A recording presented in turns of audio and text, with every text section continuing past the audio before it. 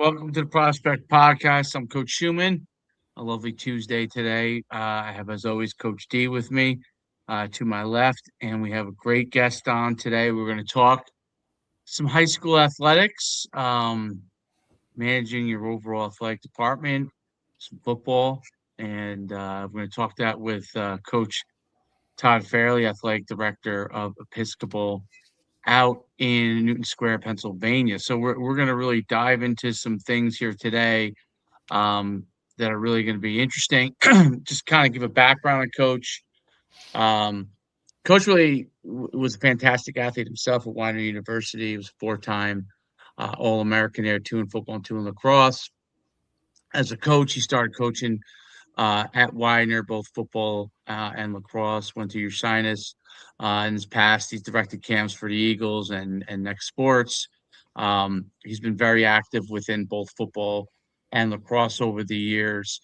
As a football coach at Episcopal for 10 years, he led them to 10-0 season in 2012 and 2019, 61-31 career record there, and is now the director of athletics.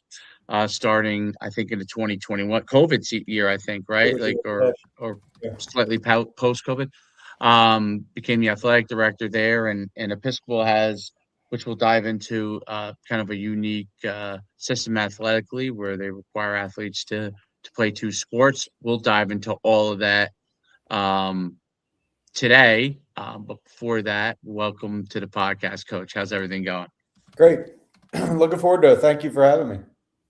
It's going to be great to dive into this stuff. I touched on your journey. Obviously, yourself, you were a two-sport star in college, so you're not just somebody that is implementing something randomly. You did it yourself, so that's a really good component to start with. I'd love for you to kind of tell your journey within sports from time you were playing all the way till now taking over in athletics.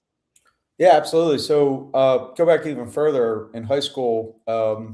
Actually went to the public school that our current schools in the township we're at. We're a private school. The public one, and their AD does a great job, and I think he truly believes a lot of the same stuff. And I always kind of look past them when we're to other towns when we're looking for kids to come here, And I'm the biggest Marple Tigers fan outside of their department. I'm always following them. They do a great job. And Chris Kicking there does an awesome job. So, but that's where I grew up and played. And I actually played four sports there. Had success in football and lacrosse, but also played wrestled and played hockey, which was possible because hockey played at night. And me and my brother, we grew up, we never knew anything other than just playing everything you were in. And there was very little specialization back then. We were actually part of, like, I think one of the first lacrosse clubs in our area. And I always say we were on the first team of what is a huge lacrosse club now, but I don't know if it's actually the first team, but it was very small back then. And it was only like two lacrosse clubs in our whole area that we've ever heard of. And to be on one of them, now it's like there's two in every town or wherever. Yeah. But was undersized. I always tell people I wrestled 103 my freshman year of high school. Wow. And yeah, I reported to college after playing four sports. I wanted to play both. I would like to say that I had a lot of opportunities out there. I didn't. Bill Zwan and Jamie Steele at Widener, the coaches, and Bill Zwan was an amazing coach who just finished up at Westchester. He was the head coach there. They had a heck of a run, but it was two teams that were in the Division III NCAA tournament, which was really appealing to me because although I love my time at Marple, we never really had much success in terms of winning championships. And so to go to two programs where there's a chance to play for league championships and, but I reported, and when they sent me down the equipment check, pick up my equipment, the guy asked what team I was there for. Because I weighed 145 pounds. And I was like, I didn't think the soccer guys were getting pads today, right? Like, I'm here, for football. And so Widener was a great experience. I played football and lacrosse, enjoyed that. Grew into a little bit. When I got done, I really didn't know what I wanted to do, except I wanted to play or continue. Never been not part of a team, so I wanted to stick with it. Decided to go back then you could get a redshirt year in D3 if you were injured or didn't really play participation. So I was granted a 5th year, so I entered into grad school because I had a good idea I was probably going to be a GA there. So I did a 5th year for football, played, and then started immediately being a grad assistant. That spring, I actually was picked up to be to try out for a professional lacrosse team, which was in San Francisco. And I actually made the MLL, the team that used to play what was the MLL. I don't think that exists right now. I'm a terrible lacrosse fan in terms of knowledge of everything going on, but played out there, came back with GA in the fall. Then I played in the NLL, which the Wings play in. And so I did the indoor for a year, lived down in California, came back, was GA in football, playing professional lacrosse to kind of make ends meet. And it was a cool experience, but then tried to figure out exactly what I want to do. So I did 2 seasons of being a GA for football, played 2 seasons of professional lacrosse, really 3 over 2 years. The economy went to crap in 2008, and 4 of the teams folded in the league in like a 10-team league, my team being one of them, and it kind of everybody broke off. And I had some other opportunities, but it kind of gave me a chance, like, I better find something permanent. Right. And so I was trying to decide what I wanted to do. There was a lot of lacrosse programs popping up in like smaller colleges. So there's an opportunity there, obviously, with a good success there to like jump in and maybe be a head coach at a young age, Division III, if I wanted to. But I really always loved football. Football was like the first thing I ever did. I grew up right across the street from where the township played, and I always considered myself a football player. And so my next kind of move was like, I think football needs to be part of it. And I didn't want to really get into anything that it wouldn't be part of it. So smart. As a player, I wasn't really thinking too much about it, but then had an opportunity. Episcopal Academy had just built this campus out in my hometown. They moved campuses from right on the Philadelphia boundary. Moved out here. I was home at one point. Said, "What's that going on over there?" And so, long story short, they needed somebody to be a building sub and coach like all 3 seasons, and football obviously part of it. And sure, they said they had free lunch. They had free lunch and benefits, and so I basically entered as like an intern. I love coaching at this level, but wasn't really sure if it could make a career out of it because I wasn't sure if I wanted to teach. I was an athletic intern for a year. And then at the age of 25, before we hit Christmas break, I actually was hired as the head football coach and didn't know what I didn't know. But that was 2011 was my first year, and we weren't very good, but we probably played hard. And then 2012, we went undefeated and had a heck of a run. And then from there, I've been in different roles as an athletic, assistant AD. You mentioned I coached lacrosse here for a while, but then stepped away when football kind of got, intense from that level. I helped at different levels there, but then became the AD in 2020. Been the athletic director entered right start of COVID basically, and remained the head football coach, and just finished off our 3rd really successful Interact Championship season this past year. So it's been a heck of a run of I guess going on 16 years as a head coach. And I got to update that bio wherever you found that there. But it's great. And then, so that's what takes me here. So live real close to campus here and still love coaching football. No doubt. Talk about the transition from being a coach to athletic director. What were some things that changed for you? What were some of the things that stayed the same? Yep. So, I saw it as a good opportunity, and, it was never really I was kind of focused on my job. I don't really, it wasn't like my focus to be the next AD here. The news that the AD was retiring before me, she was awesome and, really important to me as my development was stepping away. It was kind of news. You knew it was coming at some time, but surprising. And then, but when it comes, you never expected it. Yeah. So reflecting on it, I was in the middle of the season because she did in the fall. I was like, it was 2019 season. We were in for champion. I was like, let's just get through the season, then I'll think about this. And ends up being a great season. And I decided to kind of go through it. And one of the hardest things I think would be like, and I had done this before because when I was a player and then went to be a GA, I had to coach my friends. Yeah, that's tough. I was coaching like my roommates for lacrosse, I was coaching them. Yeah. And so now my peers to be in charge, but I think that staying as the coach really helped that because we're battles together. The same kind of things we're dealing with goes from sport to sport. You just maybe package the problem a little bit different.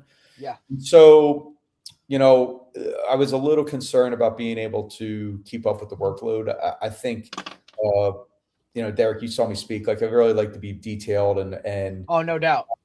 Structure and everything we do in football. And I always said like there will never be a lapse in that. I think we're here to support the kids and present something for them, every day that they are, that's productive and gives them optimism towards whatever it's a game or whatever it is. So I saw it as a unique opportunity, maybe spread that out and see how I can maybe, I always said that we would try to set the standard for a football program on campus as to the way we kind of acted, the way we engage the community, different things like this. And football gets a lot of attention no matter what, but like, can I spread that out and help other kids have that same experience? And so to do that, the hardest part was getting the right pieces and making sure my staffs were aligned from the athletic side of things. Yep. And then the football side of things, so that delegation was really important, and then having great people. And I've been blessed to have the best people, I could ask for to be, to do this with me. And they call me like in the athletic office, like football Todd, those months, like a little bit different to deal with. Right.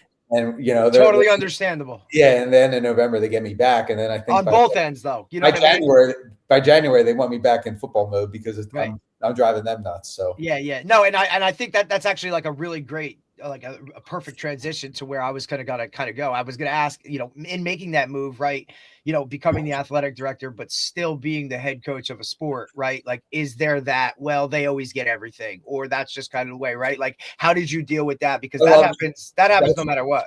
That's a great question. And that's been at the forefront of my mind all the time. And so, I mean, by nature, football is going to get the most attention. Right. And so very intentional to make sure that we are doing what we can to support, be very intentional about support for other programs and requiring attendance to other games from our kids or whatever it is. And I think that, I think you mentioned that too. I thought that was awesome too. Yeah. Like the kids from other sports have to go. Spread out, I need to be intentional about it, but I'd probably do a better job to make sure every coach knows they have what they need. Because when I was an assistant AD, I always felt like I'd really like to have this thing, but I don't know if she'll say yes. So I'm just going to sit on this. And I could probably do a better job, but I think just the best thing I can do is show up and support them. I mean, I'm very intentional to be at games Absolutely. As much as I can, and be visible. Like that is just visible. The main thing. As an assistant coach, that's what I look for. You know what I mean? Not to cut you off. No, look, you've been around some good ADs. Right. Like, we have nice stuff, but like I try to make sure everybody else has nice stuff. But like we also.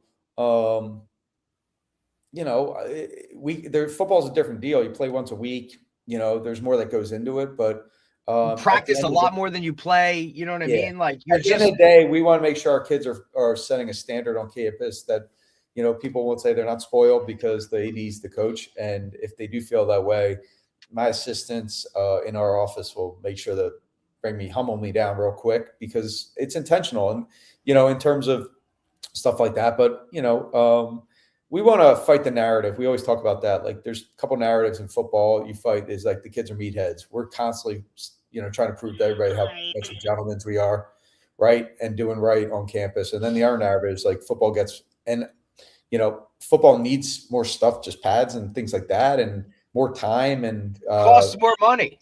Just costs more money. But at the end of the day, David and I talk about it. It's like, hey, this isn't, a pair of shorts, sneakers, and a t-shirt and go play. You know what I mean? Like this is a lot of equipment that goes into it. So it's the optics of it are always going to be that. It's also always roster wise the biggest on campus. Usually they're usually the biggest players, like just walking around, like, you know what I mean? Like it's just, they stand out. So they're always going to. So when they stand out in positive ways, that narrative goes away. And I think that's right. We got great kids and great leaders in the school. And there's no doubt. And then the other part of this, we don't like to say my main sport here because of the dual sport thing so important to us, or tri-sport if it's the right kid, right? But they're not football kids. They play football, right? And they're not lacrosse kids, and they're not basketball. They play that sport, and so they're not. It's not siloed into this where they say, those kids get this, and it's just like we hope they all, And I'll tell you, we got great coaches who advocate for their kids, and the kids are really lucky to play for those other coaches in these other seasons. So, and our girls teams have tons of success, which is another thing. That's exciting. They do unbelievable, and we've got great coach on that end. So it's a really well balanced thing, and there's a lot better coaches here than me because they've had more they have more success than we do. And so it's a nice balance here, and I hope that they feel I'm their biggest fan. Even though sometimes you got to jump in and have some tough conversations, but at the end of the day, everybody's happier when everybody's having success. No doubt about it. I'd love for you to talk about kind of the two-sport philosophy, how you enforce it, and how do you get the buy-in, from them to do it. So maybe you don't have to enforce it, right? So you get the buy-in. We'll talk about that part and the general philosophy there and how you kind of implemented that. You said it, man. If the kids buy in, then it's not enforcing it. It's like, and I think that, so a couple things come to mind. And I'll give you the backstory in a second, but I don't want to lose this thought. If the coach creates a great experience for the kid, they're either really sad to go when they graduate or they can't wait to come back. And so at the end of the day, a lot of coaches will complain about kids not coming out for the sport, focus on something else. But if you have a chance to have that kid as a freshman or sophomore and they don't come back, there is some reflection needs to happen because it is hard. It is hard to create a really rewarding, productive experience for freshmen, at certain sports, and making sure that they have the proper attention and the right coaching and the right energy and showing them a path of like success where there's optimism. So it's not easy. But to give you a little backstory, again, our school is unique, and the private schools, especially in our area, it's not unique for there to be a participation requirement, sports requirement, whatever you want to call it. We don't have physical education in the middle and upper schools. So starting in 6th grade and through your athletic participation is basically phys ed. Yeah, in terms of the physical participation. So that really allows us to require. However, a lot of schools really pulled back participation because of COVID, because there's so many issues with it. And I feel like they had a hard time putting it back. And we kind of really, I think, just pushed through in a lot of ways. And there was, when I took over, I was really firm on a couple things that I thought we had to do to keep it moving in the right direction and maybe just be the best version of ourselves. And again, it was just a new opportunity to say like, hey, here's a couple things I think we should do. And school administration was on board and we work really well with them. At the end of the day, we want to provide a great experience for the kids they're excited to come to. And then how do we balance that with, like, realistically, our top soccer kid will play in a soccer club outside of school, or a top lacrosse kid. So like, how do you make it manageable? But, basically when the kids come, they have to play 2 team sports. Now, we've also adapted some things to be mindful of the kids who maybe are into the school play or other things like that, where it is a heck of a physical part of it, teamwork oriented thing. And so we work with them. But at the end of the day, you're going to play on 2 sports. And then your 3rd season would be either another sport, which would be great, or you're in the weight room with our strength staff and doing a fitness track, which could be, for the football guys, it looks a lot different than maybe a tennis kid, but they're going to tailor that. And we're well supported there with the strength staff to do that. So it's really important for the first couple of years to make sure we get out on the, and as they get older, they get some more flexibility on that. But like, just talking about my football team, and I think the buy-in, like, as the season starts to wind down and the winter sports are teeing up, like, we always have the wrestling coach come in and present the benefits of wrestling for a football player, right? Awesome. In a team meeting. And he coached against me in high school. So he always tells a story about his guy. His guy was like jacked up and beat me up pretty good, but he'll throw that in there, but he uses it as, and so it's like hypercritical. So I was like, guys, I did this. And so we really push that for our big kids or anybody who's not really a hooper. And then we'll have our track. We have a great track coach. Funny enough, we GA'd together at Widener together. Now he's an awesome outdoor track coach, and we've won 3 of the last 4 indoor state championships in Pennsylvania, which is all schools, all level, any size, public, private, Catholic, you name it. Wow. And we've been great on the outside. We've won the private state championships, the league championships last 4 years. He does an amazing job. So he speaks to them about winter track. And we really don't have to do that with basketball. We maybe will, because plenty of kids want to play. But if you're not like a hooper, here's a couple options for you, because we want the kids engaged. And then in the spring's easy. We do so well with lacrosse kids here. Some of our best players are always lacrosse kids. And that held true this year. And that's why we had a ton of success. Great baseball kids. And then our track team, again, is awesome. And so if you're an athlete, you're sprinting here. If you're a big kid, you're throwing here. And there's that buy-in. So our roster coming back next year, we got 1 kid not on a spring roster. One kid not on a spring roster, and he plays basketball. And so he's probably doing God knows what AAU wise or traveling or doing all that. He's actually our quarterback, and so he's throwing, he's doing some other stuff. Good for him. 7-on-7 stuff, and I think that it's a buy-in thing, and I think as the kids mature, they grow into it. We have some freshmen who. I was gonna say, I think it has to. You kind of got to look at the kids sometimes too, right, and understand, like, you know what, he's okay, he'll be okay, because he's doing the right stuff. I think this is so important to our athletic mission and our success. So I want to be the model of the program that gets the most buy-in, right? So I can say we can do it and have success. And I'll tell you quickly, like, I think we're hitting a peak here with our success. Last spring, our athletic teams play in 8 of them compete for a league championship in our league, and we won 7 league championships. This past fall, we had 6 league champs in the fall. Our lacrosse team today just got ranked number 1 in the country on the boys' side. Our girls team last spring was ranked number 2. They were undefeated. They never played against the 1, but they were unbelievable. So we're able to layer it.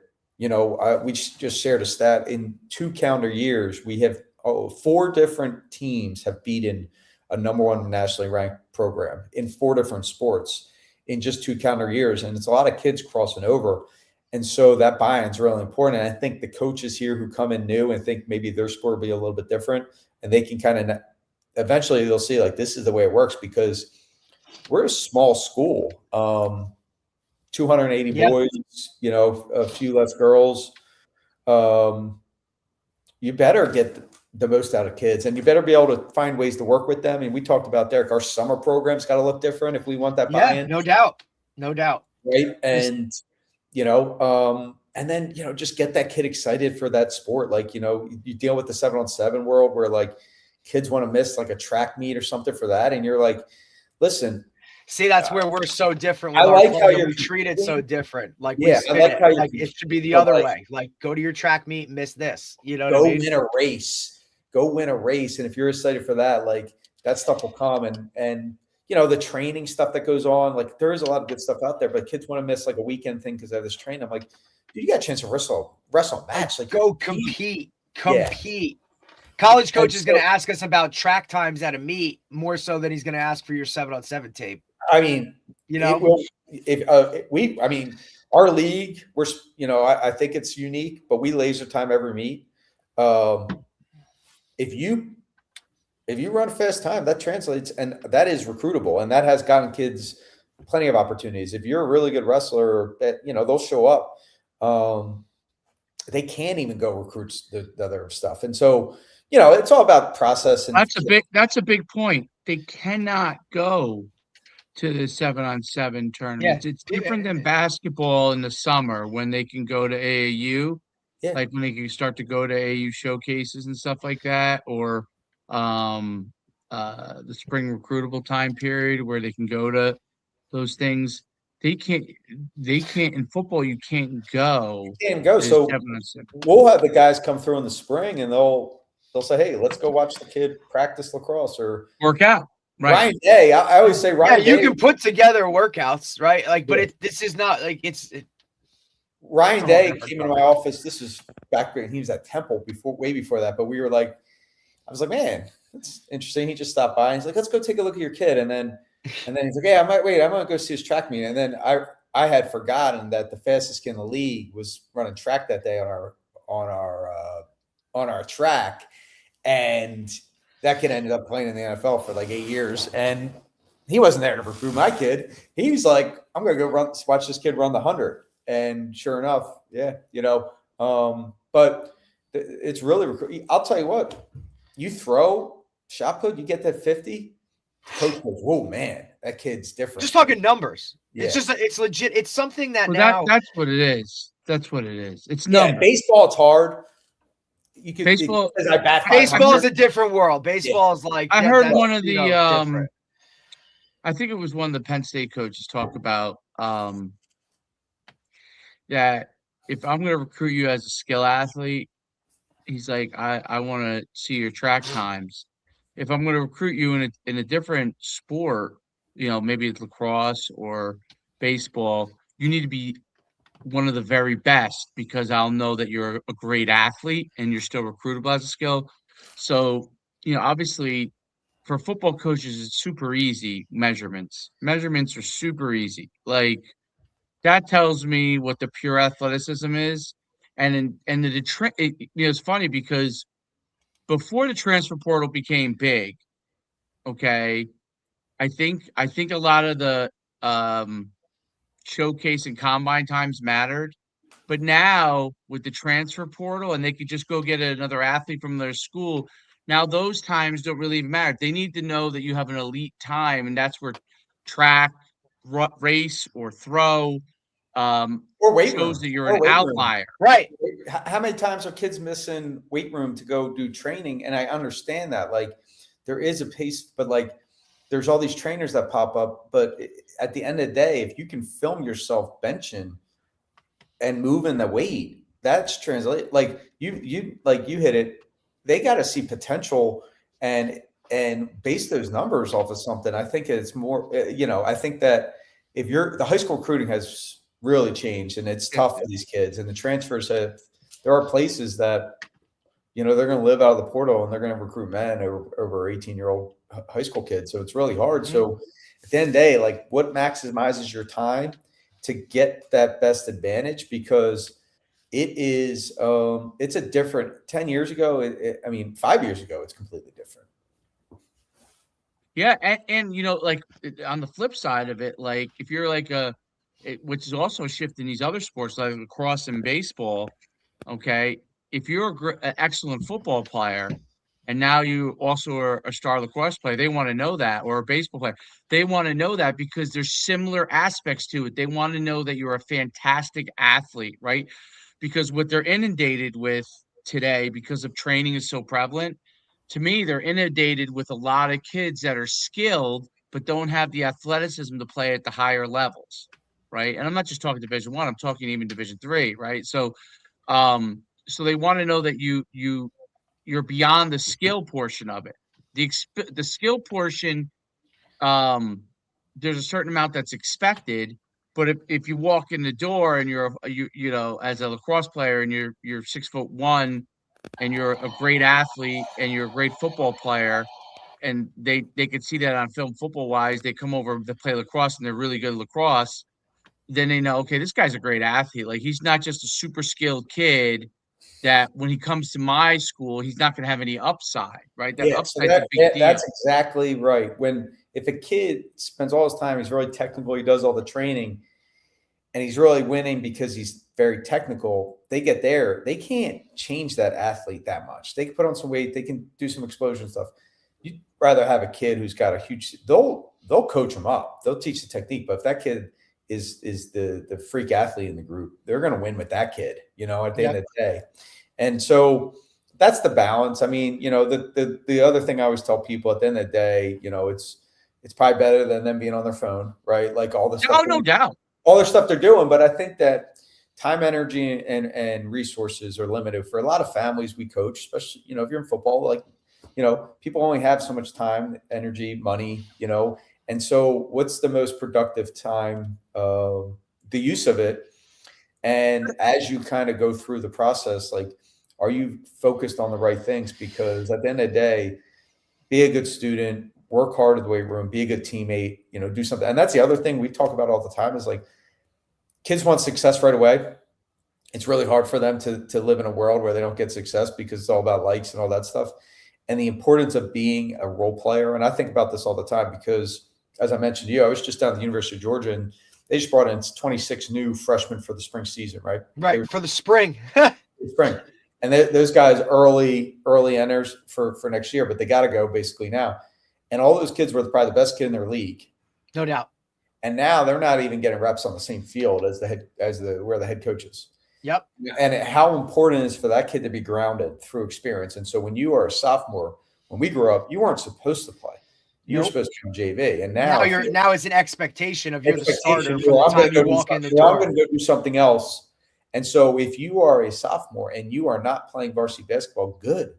Because when you go to college, no matter how good of a football player you are, you're not playing.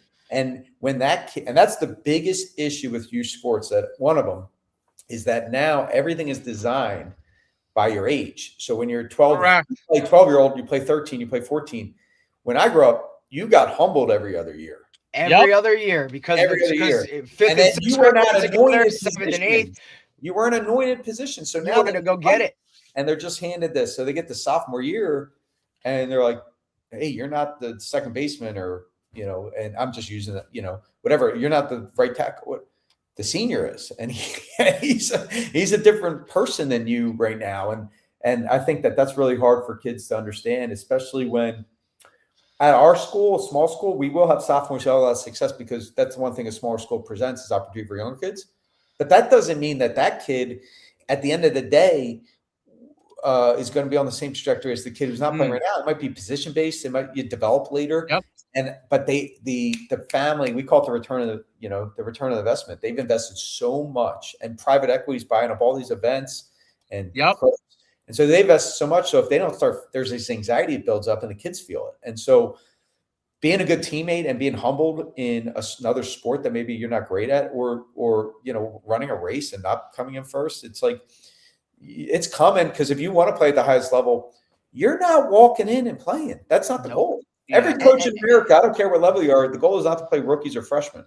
The goal is to play developed. Well, I always tell the young guys, right? I said, look, if you go to college and you're playing as a freshman, you're either something very, very different, or your team's not very good, right? So either one, it's a polar opposite in the extremes. And you're 100% correct. It's the hardest thing to try and prepare the high school guys that are going to play at that next level, irregardless of what level it is.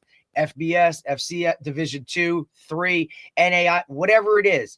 Everybody you're around was the best player in their town or the best player at their school. They were all conference, just like you were, right? They had all these accolades or whatever. And now you're going to go in and you are now just like, you're a cone, right? Yeah. You're a cone. Like, so get used to it. Those guys have had 3 years of development that you haven't had. And I think that, freshmen that can play at a championship level at any age are really rare. And, it used to be, right, when you went in and look, if you weren't there, it was like, hey, you just make the travel squad, right? Get on the bus. That's your goal, right? But now with the way things have shifted, so like when freshmen, if you're not a freshman that's going in the spring, or you're not on campus the second you graduate high school for all of those summer workouts or whatever, fall camp for you is really just, holy shit, this is a totally different world.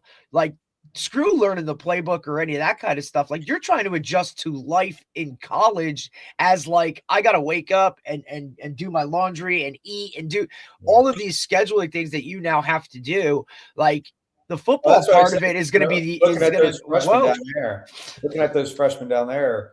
Like, you could say, hey, we're going to college early. It's going to be awesome. I was like, those guys are going to work.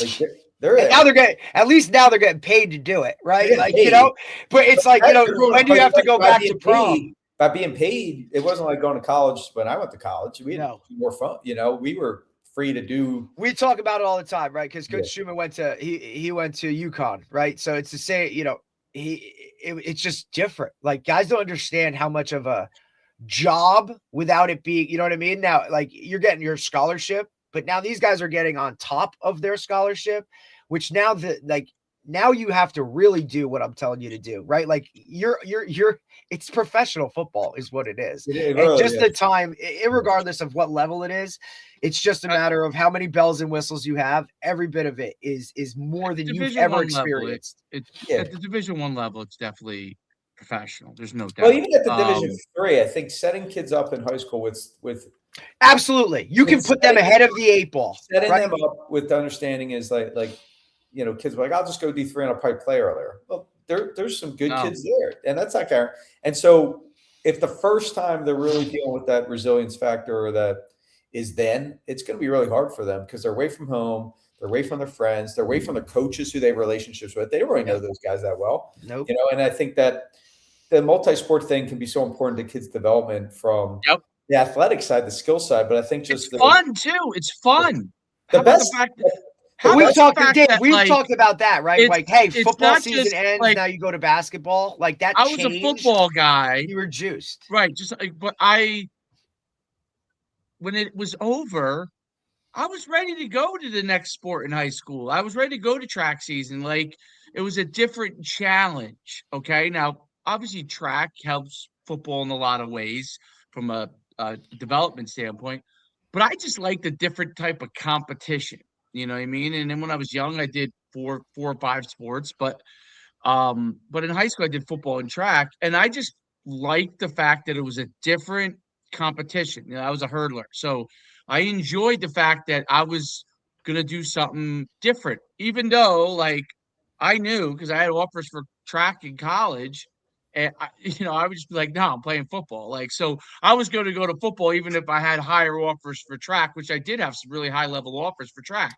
So it was just, to me, football was my main sport. But I loved going into track season because it was a different type of competition. To me, it was like, it always reminded me, it was like when I was a youth athlete. It would go from football, then I would wrestle, then I would do baseball and track, and you know what I mean? So it was like it still gave me a bit of that in high school, even though obviously competition level is higher, but I enjoyed that. And I thought I think that people are missing, like when they go back and they think about the overall enjoyment of their sports experience. Like, I love college football. I played college football. I started. It was great.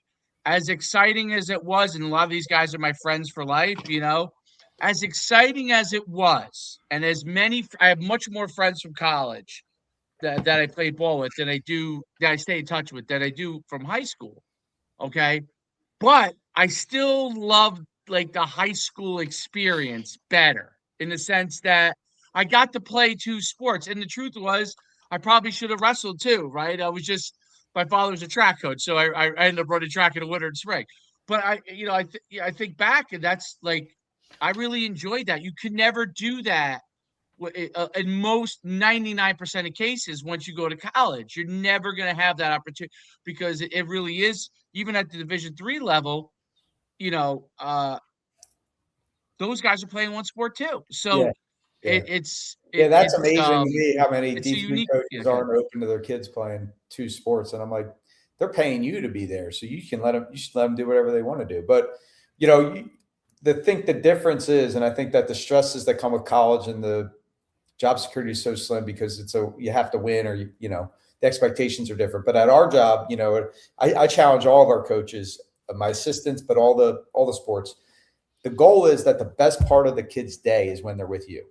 100%. Right? And if you're doing that, you're going to retain more kids. You're going to get more kids involved. You're probably going to have more success. They're having fun. And at the end of the day, if you don't win the championship, but those kids can leave an experience that they love, that's tremendous. But if the best part of their day, they look forward to it. And the best kids, or not the best kids, but the most fun we have, and some of the kids that are great to coach, are the ones that are already comfortable, committed in another sport. So football for them is just fun. And this year we had a great year. And I think we had 8 seniors committed to play another sport in college. Yeah. I think that was the stat that you mentioned when I heard you say it. 8, it may be 7, 8, but and so football for them was like our last chance to do it right and to enjoy the whole school watching them and community. And those kids, at the end of the day, they're not stressed about the results of like statistics and stuff. They're just like, I'm here, and they're the most. We had a very selfless team across the board, and the guys who were playing football were equally as bought in. But it helps create this dynamic of buy-in, and like you could ask a kid to maybe take a role that'd be a little different, and when they have other aspirations in their sport, maybe that on top of it, they're more likely to do that. And at the end of the day, you want relaxed kids. You don't want angst up. Yeah, you don't want tight. Wound up kids. It doesn't mean you're not holding them accountable. No. But so that's not, the important thing. Some people think fun means just running around. Like fun means winning is fun. You get to just play loose. Winning, playing, you're playing, but you're held accountable. Like coaches have expectations of you, but the fun part is that yes, when it's not quote unquote your number one sport, you really can play. Look, everybody, like obviously competitors, no matter whether it wasn't my main sport or not, like I was super intense. I wanted to win, you know what I mean? But you could enjoy, you could have a certain level of relaxation, knowing that not everything in your whole entire career was held to this other sport. You have a sport that you might hold yourself accountable for that.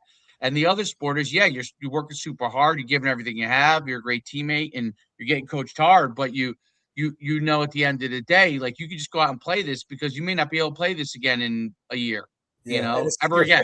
You're not relying on that senior huddle film to pave the way for you. So right. A little bit and more mom and dad aren't on you all the time as to, hey, you got to make sure you're doing this, or make sure coach is getting you the ball, or whatever that kind of shit. A lot of times kids might bring some expectations that are unfair to them, and they're not the expectations they have. It's what other people have.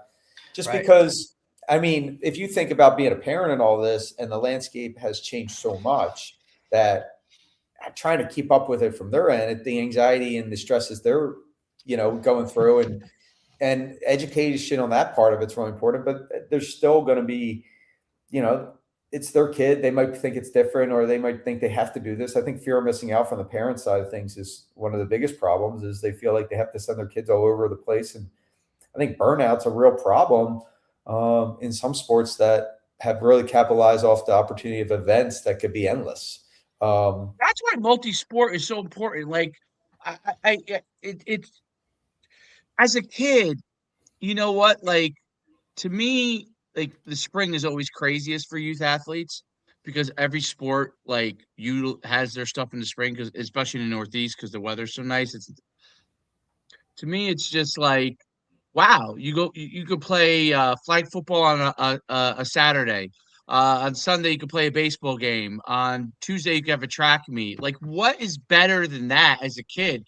To me, that's the old school, playing in the yard here one day, doing this, and it's changed where they don't do that as much now. But that's what it is to me. It's like, holy cow, how cool is that you can go and play this sport?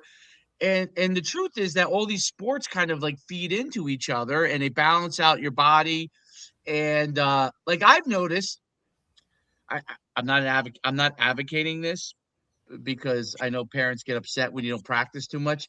But if you're playing multiple sports, so like let's say in the spring you're playing flag football one day, and then the next day you're playing soccer, and the next day, a game, and next day you have a baseball game, or 2 days later you have a baseball game.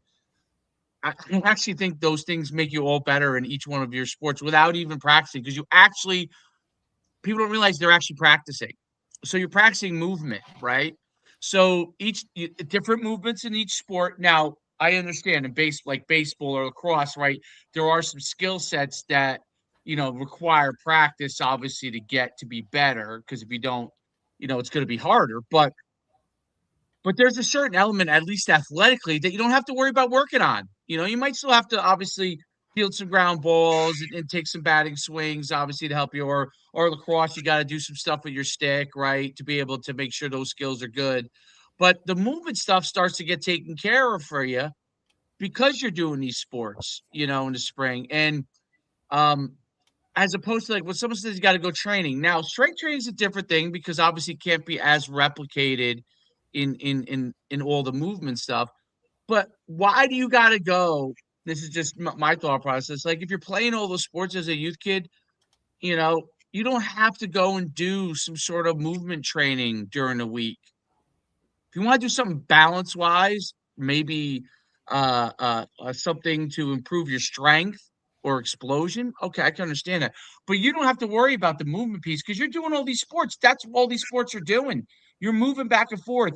And I've noticed that these kids, when they do that, like my son and his friends, the ones that are playing all these sports and don't even really worry that much about like practicing excessively, they're good at all the sports. They are. And then all of a sudden I'll see them like going, oh, you know what? I'm going to like focus a little more on basketball. Like I'm going to go to some basketball. And like in 2 weeks, they're all of a sudden a better basketball player because they've been doing all this stuff. It doesn't take them a long time to pick up a skill, right? It doesn't mean that they're going to be elite at it right away, but they're going to pick up a skill much quicker because they understand the movement piece.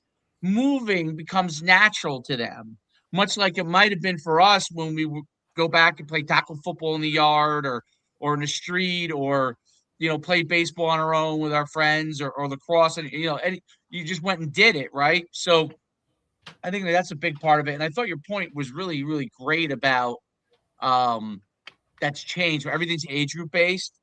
And I really didn't get a chance to realize it until my son goes to Catholic school and they have I said this yesterday, 5th, 6th grade, you have to make the team for basketball, and 5th, 6th grade baseball. And the basketball team had like kind of like a seniority thing. And he, done really well in his age all these years. And now he was a 5th grader on a 5th and 6th team. Now he made it, right? But he was a sub, right? Yeah. So he had to learn how to handle being a teammate, how to do what the coaches expect of you. They coached it, I say, like, you would coach like a high school team, not maybe like a Catholic basketball in our area. My daughter went through the same thing. I said, these kids slapped in the face, like, no, not everybody plays, and not everybody plays equal amount. 5th and 6th grade, and I was like, this is interesting. And then I was like, oh, everybody does it this way, and and to me, I'm like, because we had 6. Got to learn it, and it's just like, and my daughter went through the same thing, and I'm like, it's coming. So it's interesting it happens, and I think in some ways, it's a life lesson. Like you got great. I just said to her, like, if you love, like, whatever you love, whatever you want to do. She wrestled, she played basketball this winter, like she does it all. I said, at some point, when you decide what you want to do, you really got to work at it, or don't complain about not playing. Because now I think it hit her maybe, and she actually she took it great. She was a great teammate and she loved going. And the credit to the coaches for creating a great environment they wanted to be at. But I was like, I got to drive 30 minutes and I don't know if she's going to get in. Right. Yeah. And that was like new. It didn't bother me as much as. It's you a lot as a parent too, I thought. Well, because it's not about you, really right? Enjoy like, the it's team. Not about me. Not about me. I'm just Right. thinking, like, I hope this is the only thing that I struggle with the most. My goal for, I tell all the middle school coaches here, like, the goal is that they come back next year. Absolutely. Mm-hmm. Retention. So my fear was that, listen, my family, we're not, we were never basketball players. Me and my brother wrestlers, we're limited in height, whatever you want to say. I don't see her having a great future in basketball, but if she loves it, I hope she does it. Hope she does it as long as she can. As long as she can. I think basketball is an amazing sport, and it teaches you a lot of things in terms of skill development and hustle. And, I show her, I'm like, listen, the Fairleys are never going to put up 20 in a game. I send her Dennis Rodman highlights, and I make her watch it. And she's like, who's this? I'm like, we are going to rebound and defend if we do anything. Stop shooting. And she's like, Dad, I like shooting threes, and completely different. Who doesn't? So my biggest concern was that she wouldn't want to come back and play next year, which, again, credit to the experience. I think she was excited about. The team had success, and I think that was very important to her. And so, but like, that's not youth sports, and there are no, it's not. So the funniest thing, the 7th, 8th grade teams, they don't have a lot of B teams because a lot of kids they quit.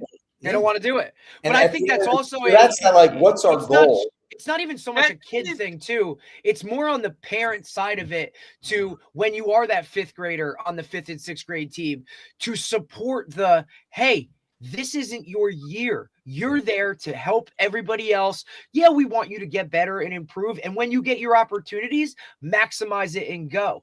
But you're building, you're creating something for the future. Don't sit here and pout because you're not playing, right? Be a role guy, go and learn and go and play. The other thing, and even if you're that sixth grader not seeing what you want, like I use this all the time because I think it's so true. Because you all grew up with the kid who like was the best middle school kid, and then but like people mistake maturity for skill at that age. Correct. Absolutely, all the time. It's the hardest. It's the hardest piece of it to figure out. Is this kid good, or did he just hit puberties first? That kid's so good, and it's like, well, that kid also might be, be done. And so I think for kids to just say, like, everybody's got their own path, everybody peaks at different times. Yeah. And I would just say, if you like it, keep doing it. And if your kid's not practicing on their own, now if they still want to go and they're okay with it, but like if those types of things, like I just think our jobs as adults, everything we do should be about the kids. Is like, let's keep the kids in the sport as long as we can. At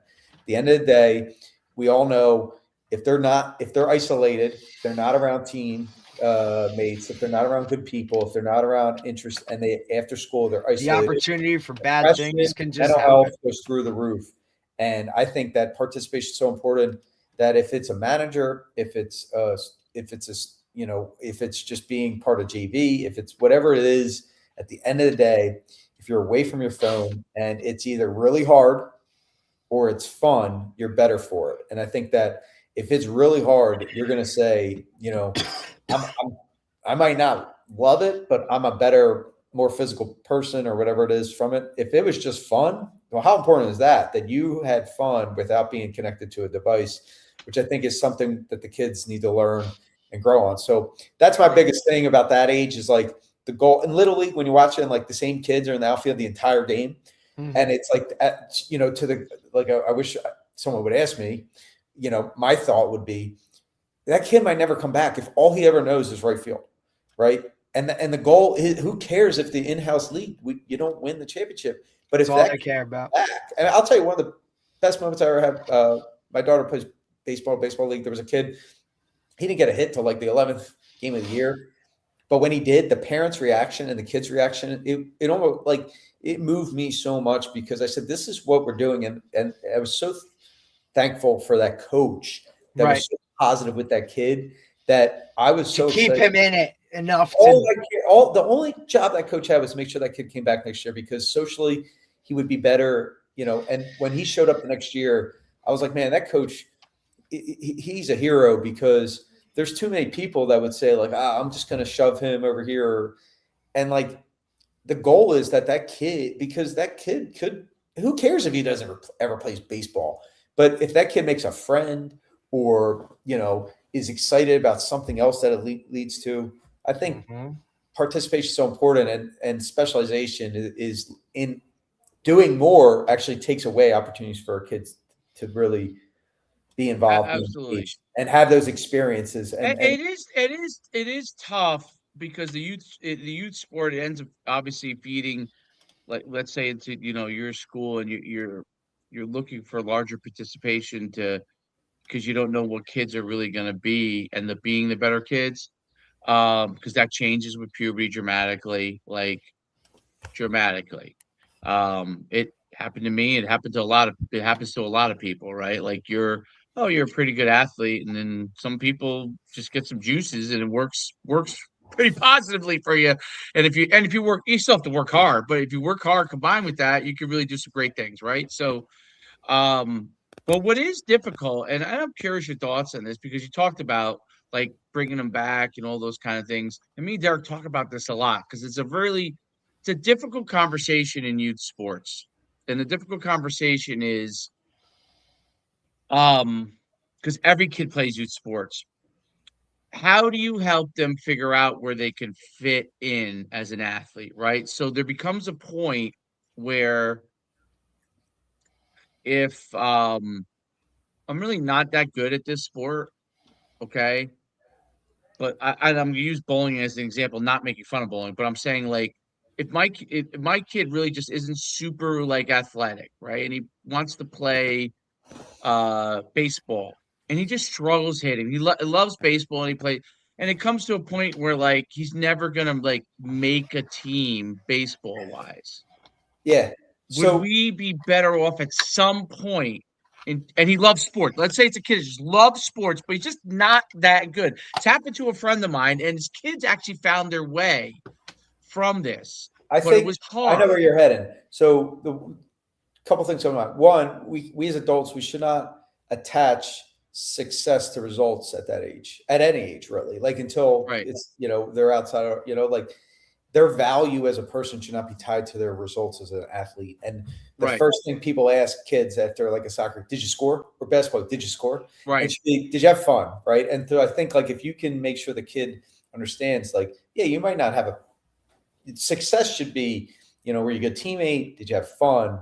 And at the end of the day, that might keep them engaged longer. And then the other point is the more you present them opportunities and different things, kids they'll find their path in something. One of the things, I got jumped to a meeting here in a little bit, but like, the one thing, our sport requirement, I'll give you a couple quick success stories. Last Summer Olympics, our school had 4 Olympians. The only other high school in America it had 5,500 kids in it that had 4 Olympians. Our school is about 550 kids. One was a rower crew, and nobody really rows growing up. But because of our thing, big kid, our coach does an amazing job. She looks for big, lean kids. He got rowing, went to Princeton, huge success there, was on the national team, won a gold medal. Another kid just went to Harvard. He finished second in the high jump last year at the Penn Relays, which is national. He finished second. He came here. He thought he was a basketball player, needs something to do in the spring. He said, I'll do track, but I'm not going to run anything over 100. And they said, okay, you're going to run the 100 and you're going to jump. He ends up being the best high jumper in the area, decides to go to Harvard, among other opportunities. If it wasn't to kind of force participation, but I think for families that aren't in a school environment like this, present opportunities because you might fall in love with. You never know. You don't know what they're going to fall in love with. And it's when you guys know when you love something. Or where they fit. Yeah. And we have plenty of kids, like they have tons of success in crew or cross country, and they probably can't catch a ball very well. But the kids that I can catch my ball, they don't have the stamina or the toughness to endure a 20-minute race or a whatever it is. And so great point. It's that balance. And I think that there's team dynamic. And that's the cool thing about our place is those kids, it's shared struggle together, whether you're in a pool together or you're on a track together or the course together or whatever, on the river together, rowing. It's hard. And so now you're connected with your teammates. And I think that leads to a great advantage for the kids to find out what their path is. And it might not be what the parents thought. And my kids won't touch a lacrosse stick. And, I grew up in the area play and they play lacrosse. Nope. They want nothing to do with it. And I don't really care. It would be cool, but I just, the only reason I'd say, why don't you try lacrosse is because I want them to try everything. And they could care less that I played lacrosse. No, that has no bearing on it. Yeah. So I'll let you go. I appreciate you guys. It's fun. Coach, thanks, man. Yeah. Great having you on. Yeah. Good stuff, bro. We say hashtag, not hashtags used to be a thing, but not anymore, but hashtag 2 or more. Always want our kids to be playing 2 or more sports and go EA. Absolutely. All right, Thanks, Coach. Have a great day. Soon. You got it. Take care, guys. All right. Bye-bye. Good stuff. Yeah, it's a good. He's I've heard him speak a couple of times. He's good. He didn't even get into the football stuff, but like he's got a really good thing. I don't think he really wanted to get into too much on the football stuff either. That was the vibe I got. He wanted to focus kind of more on that 2 sport and dive into what the school success is, right? Yeah, he has a lot of success in football. Yeah, they're really good. Yeah. And it's a great school academically. Yeah, So, no doubt. you know. Well, it's like you said. I mean, it's just the way they kind of approach things, the way they do things. Like, it's definitely a different dynamic than most places that you're looking at. Obviously, it's private, it's whatever, but within that itself too. Like, because I always like to talk to guys that, like, especially a role where he's at, where you're the athletic director and the head football coach. Like, that's a really difficult dynamic for other people to kind of like see it. And it's because it's why I asked them that question, right? Because it's always like, oh, well, there's favoritism, or they get this and we don't get that, and why not, and whatever. So you kind of have to really be a different dude. And especially when he referenced it too, he's like, oh, they get, they get one Todd, they get football Todd, or they get, out of season Todd. Right. And that's totally understandable, because if you have that, you're that football coach now, like, you're going to be different in that approach to certain things, but you got to just surround yourself with the right people. But I always like to ask that question, because that's a really hard look. Being an athletic director or a head coach alone is tough. Doing both, I just, you know what I mean? Like, the things that come across and things you have to deal with, like, oh my God, I can't even imagine. No doubt. It's interesting stuff. Like, he's really Oh, he's a really put together dude, bro. His stuff, you should see his Yeah. presentations. His clinics are unbelievable. Like, when he speaks at a clinic, dude, I mean, it's to the nines. I thought you were gonna talk to him. I thought you were gonna ask him about the no phys ed requirement in his older age.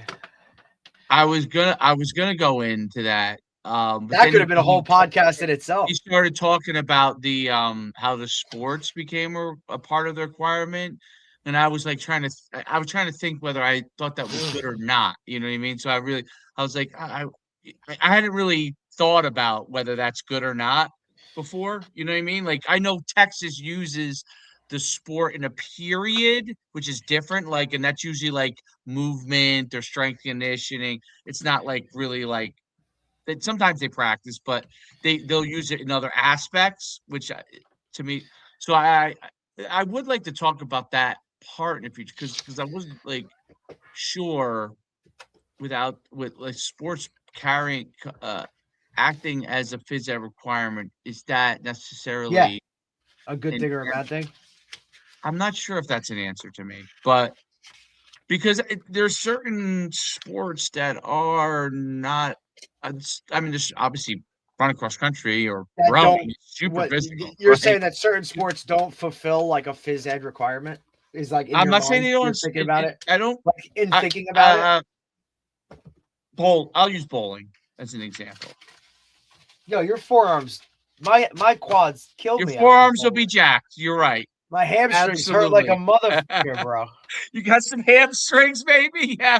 Yeah. Look, buddy. You got a big old belly. You got to remember, I did special ed, dude. Like, we went bowling all the time. Like, that was our go-to. Bowling is great. I love bowling. It was phenomenal. And those dudes beat the hell out of me. You know what I'm saying? Like, they were juiced.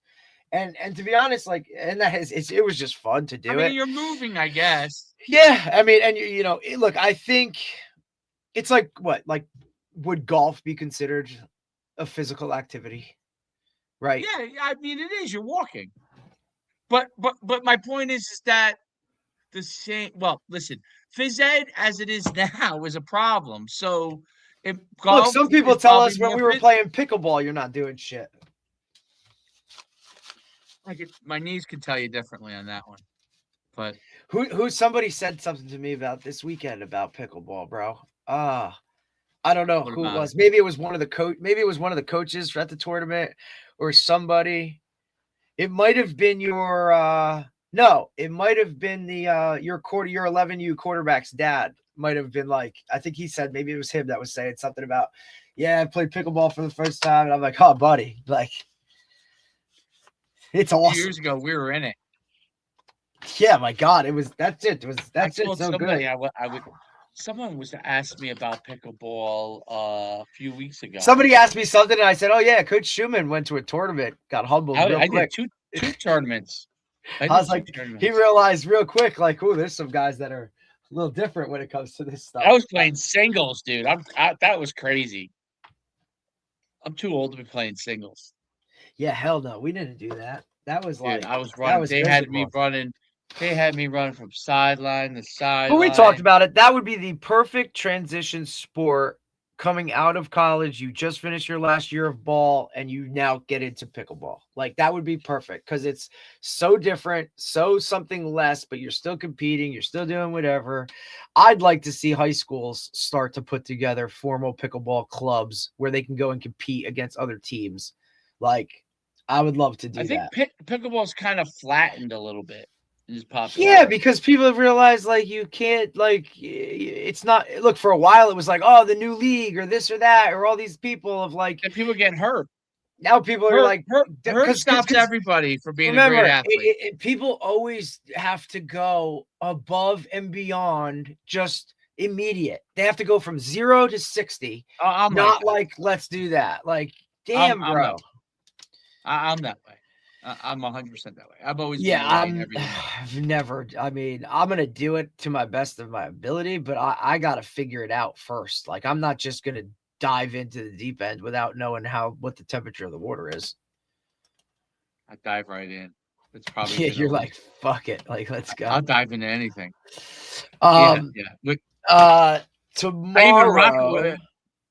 I even rock climbed for a while when Troy was like 5 when we would go up to this rock climbing place and he was kind of into it for a while. Dude, Freehold Mall, the Freehold Mall, the Dick's Sporting Goods. He's like, you got to go up. If I'm going up, you're going up. Is unbelievable. Next thing you know, they have a rock climbing wall in there.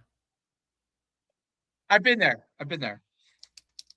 Yeah, I was there the other day. They do like birthday parties. They have a whole field. You'll get into you'll start to get into some of that stuff. It's fun. My daughter's gonna be I love those rock climbing things. I miss those places. I used to love it. Yeah, there was one in there was a couple that were local. Yeah, there's one in Middletown that's actually a rock climbing place. Like right, really like a facility. A facility, and we went there for a couple summers. Like before, he must not have been like really mature enough to go to enough camps. You know what I'm saying? So we would be like, now every week in the summer he's at a different sport camp. Yeah. But back then, like, all right, it's lunchtime. Let's go over to the rock climbing place. So we go over there, right? Rock climb. He's at the prime, like yours, like Troy's the prime time age right now for camps and everything. Like his group, like that's 6, 7, 5, 6, 7 is where it's just, and especially for the sports he plays. Like, I mean, look, every sport has something nowadays. You know what I'm saying? Like where they could do camps or train or whatever. Basketball's got 1,000 things. Baseball's always got something. He does lacrosse like in his spare time, so that's everything. Football is one camp, couple days, this or that. That's why people go to trainers and they say, hey, give me 10 sessions for whatever. And then they just, they do that. But now with flag and all this other stuff, like now they're putting them in leagues and now they're doing this.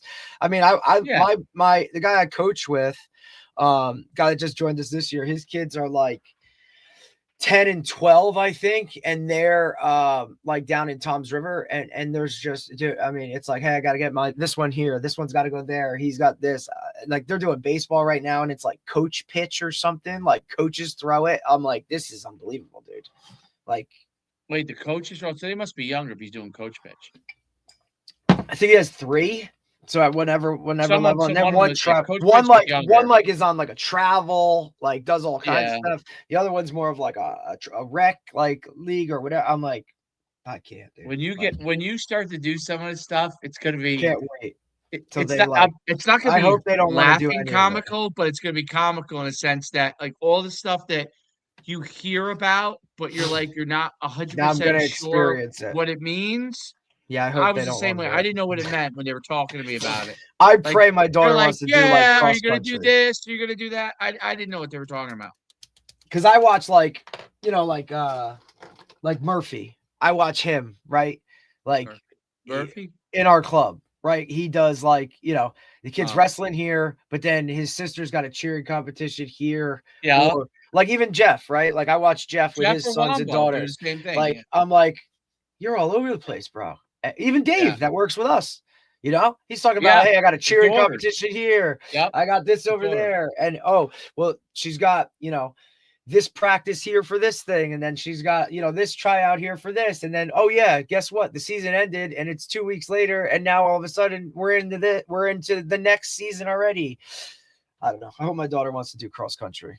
Go run. I'll see you in an hour. Even there, it's going to be, then it'll be like, so, you know, at least it'll be on her though. Yeah, that's true. The individual, that is, listen, the beauty of an individual sport. I want her to be a team person and understand team and all of that. But, you know, I don't know. It's still on her. You know what I'm saying? Like, look, because look, in my experience, in 17 years ago, the hardest thing to do is to coach a guy to do his job even when he does a good job, because it depends on others around him. Like, you don't see the success. Like, buddy, you did great on that play, but everybody else shit the bed. You know what I mean? Like, it's really hard. And it's hard to say that, because then everybody hears you. Right. And they're like, the guy, and everybody else was I'm not good enough. I'm not good enough. You're like, well, maybe, yeah, on that play, right? Like, that's why football is just, it's like such a beast, bro. It is. I'm coaching the youth.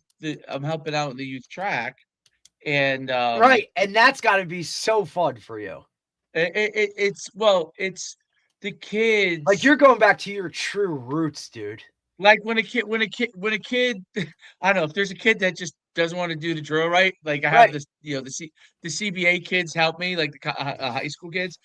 And who, by the way, their baseball team right now is like, in California playing, just like reference. You know what I mean? Oh, really? I just look at some of that stuff because I think it's crazy. Like, they're there. Ocean is in South Carolina and Manalapan is in Florida right now for their preseasons, doing whatever they're doing. I love that. I think that's one of the best things about, because public schools can do it. You know what I mean? Like, but then again, you also just saw guys get in trouble, right? Like down south, one of these legendary baseball coaches had to resign because they went down to Myrtle Beach and one of his assistants does something stupid. And now he's got to take the fall for it because his name's on it. Yeah. Well, brutal. You know, it's fun. You know, what's fun is that the kids can get better, and it doesn't matter what place they are. So if you're able to mark their times down and they get better, I love that you've gotten to see the true middle school sports when it's affiliated with the school and how different it is than if it's the youth organization.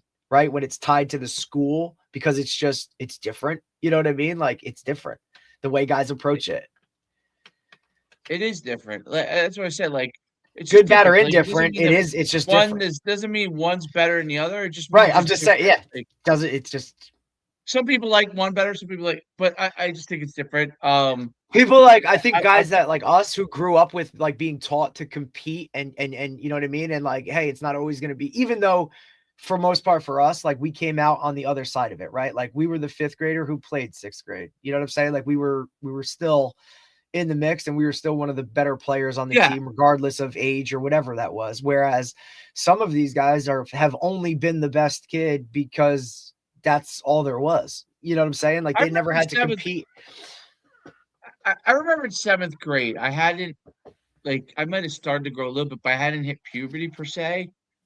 And I was playing tackle football, and the 8th grade kids who had hit puberty, I was like, I couldn't keep up with them. Yeah. In like, you know, sprints after practice where I couldn't keep up with them. I was surprised by that. And my eye opener was, and then the next year I was that guy because I was big in 8th grade. So it was and everyone thought, oh my God, he's gonna stop growing. But actually I kept growing and growing and growing. But it was 5th grade was the big thing for me because I remember like we were at basketball practice and this was CYO, so Catholic Youth League. 5th and 6th were together, and I remember like the older guys or the guys that played, like that was good. They were good. The group in front of me was like they were good. They were athletic, right? So like I remember they were doing something like on the court with everybody, and the coach was like, "Hey, go over there, and I just want you to do all of these drills dribbling." Right? Because we got to work your left hand or whatever. And I was like, wait, why am I not like playing? right? Like I wasn't even on the team. Like they were going 5-on-5 and I wasn't even in the 5 that was giving him like the look.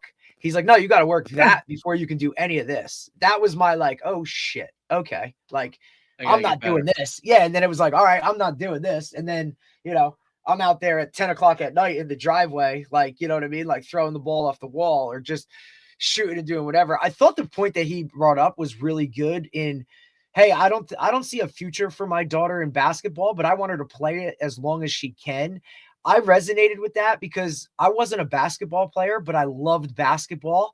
And even my senior year, like even like progression in high school of like, I started as a freshman and then I lost that job to an older kid because he just got better. And I just was like, oh, I'm a football player, basketball, I just do. Right. But then from going like being the starter to now being like the 6th man into the game as a sophomore, like rubbed me the wrong way. I was like pissed. I'm like, that's bullshit. Like, okay, I guess I have to get better. Where now I am like going out and practicing dribbling, or I am sitting in the driveway 10 o'clock at night shooting free throws and just kind of doing whatever, trying to mimic the white Jason Williams. That was my guy. I wore 55. How crazy is that as a jersey number? Because he did that when he was with the Kings. But it was like, you dude, like, and you knew it's like, hey, you're not going to college to play basketball. I'm like, yeah, but I love basketball. We've always done basketball. And my team was god awful. I mean, when I went into high school, they were 0 for 2 seasons, 0-44. Well, that also humbles you too. That also humbles you. Like, but there was always this mentality of like, oh, we're a football school. And that's bullshit. Like, I hated that. It's like, no, we can still compete and do other things. And then you should have seen the euphoria when we won a game my freshman year. It was our only win, 1 in 23. And it was like, good God. And then the next year we won 3 games. And then my junior year, where that senior group was like more basketball guys that didn't really like 3 of the 5 starters didn't play football. And at Butler, that was not a thing. That was incredible because normally it was like 5 guys and they were all football guys.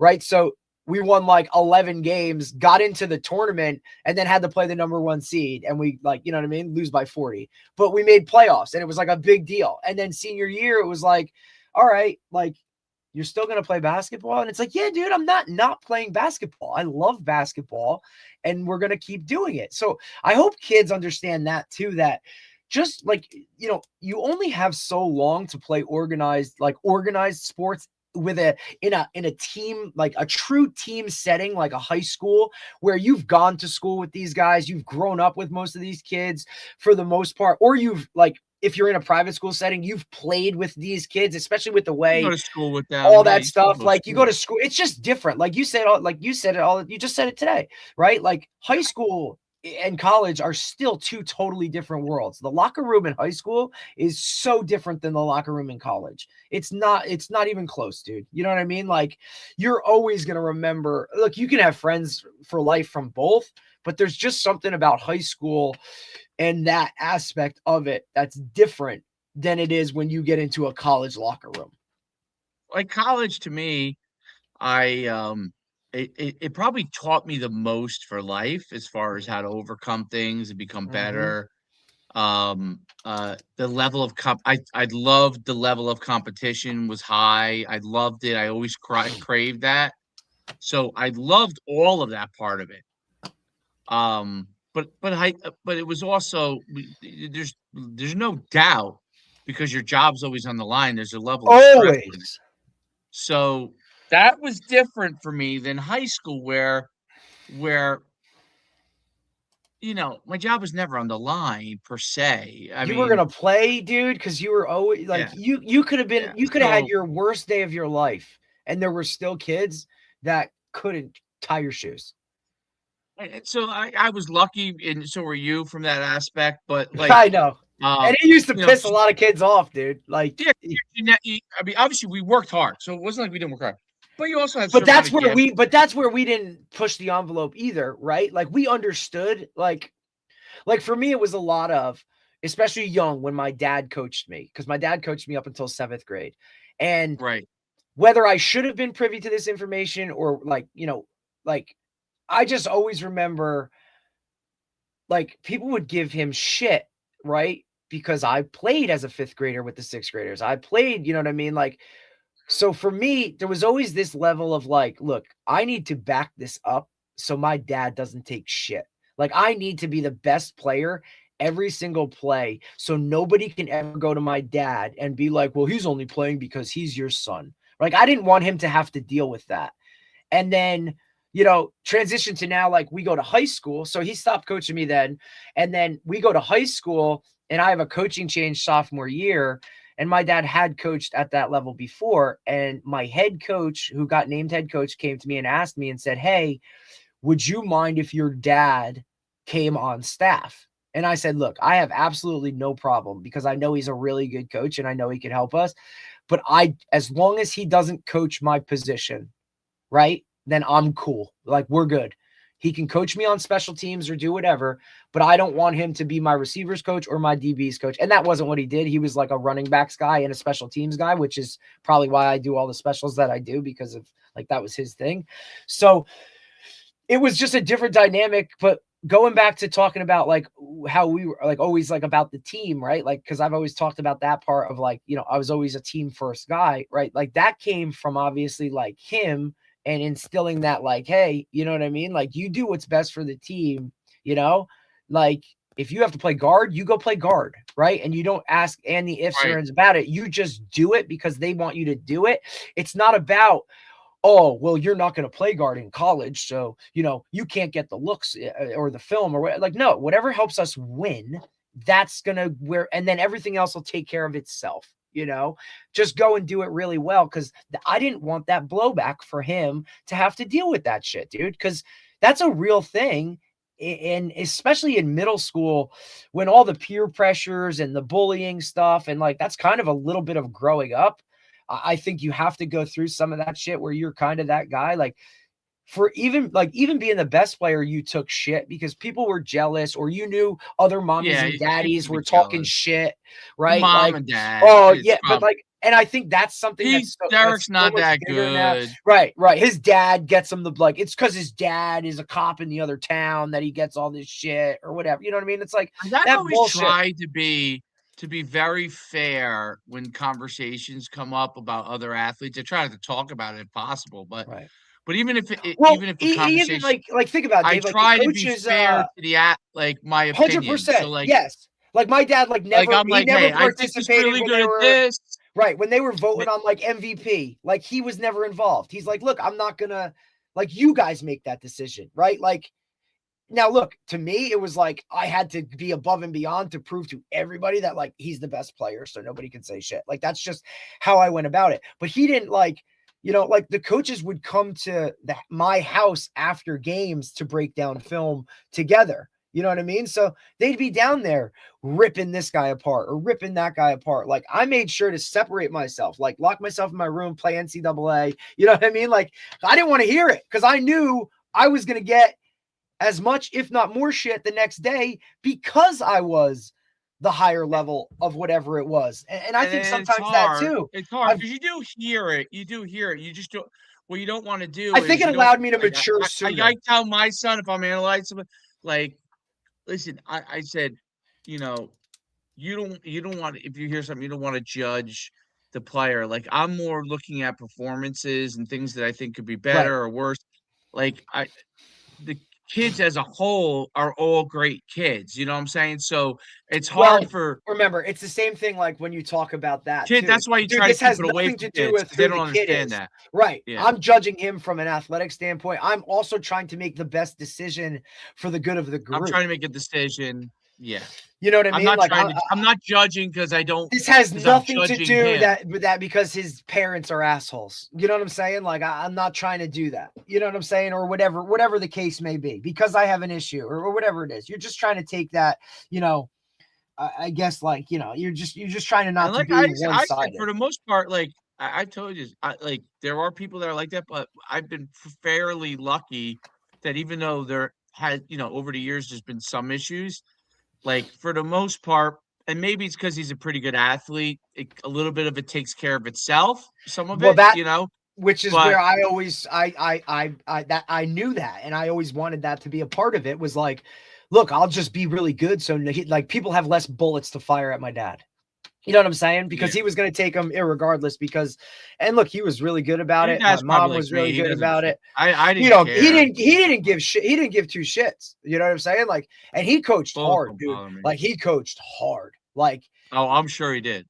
Like, it wasn't, it was because that's how they were coached. My father was like that.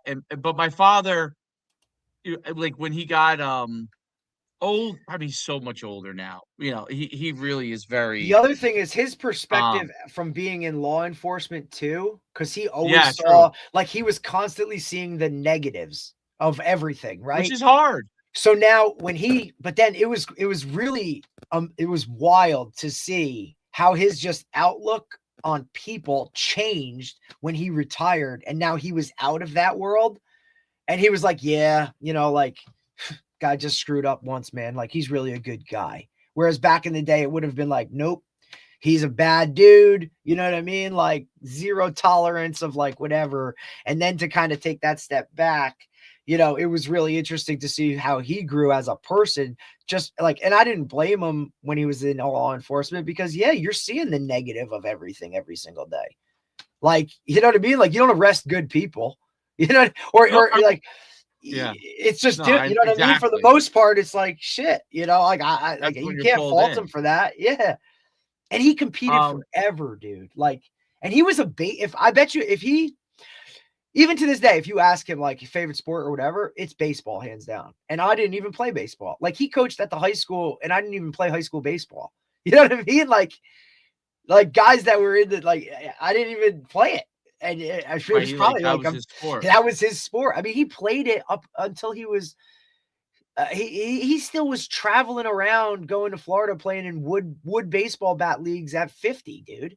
Like he loved it that much. Yeah. I mean, he played both in college at Willie P. Like it was fucking Looney Tunes. And then in 6th grade, I'm like, Dad, I don't want to do this. And respect it. Like he was like, look, all good. You don't want to do it? That's fine. You know what I'm saying? Like, you don't have to be a 3-sport guy. It sucks that you don't want to play the one that I love, but you know what? Like, it's all good.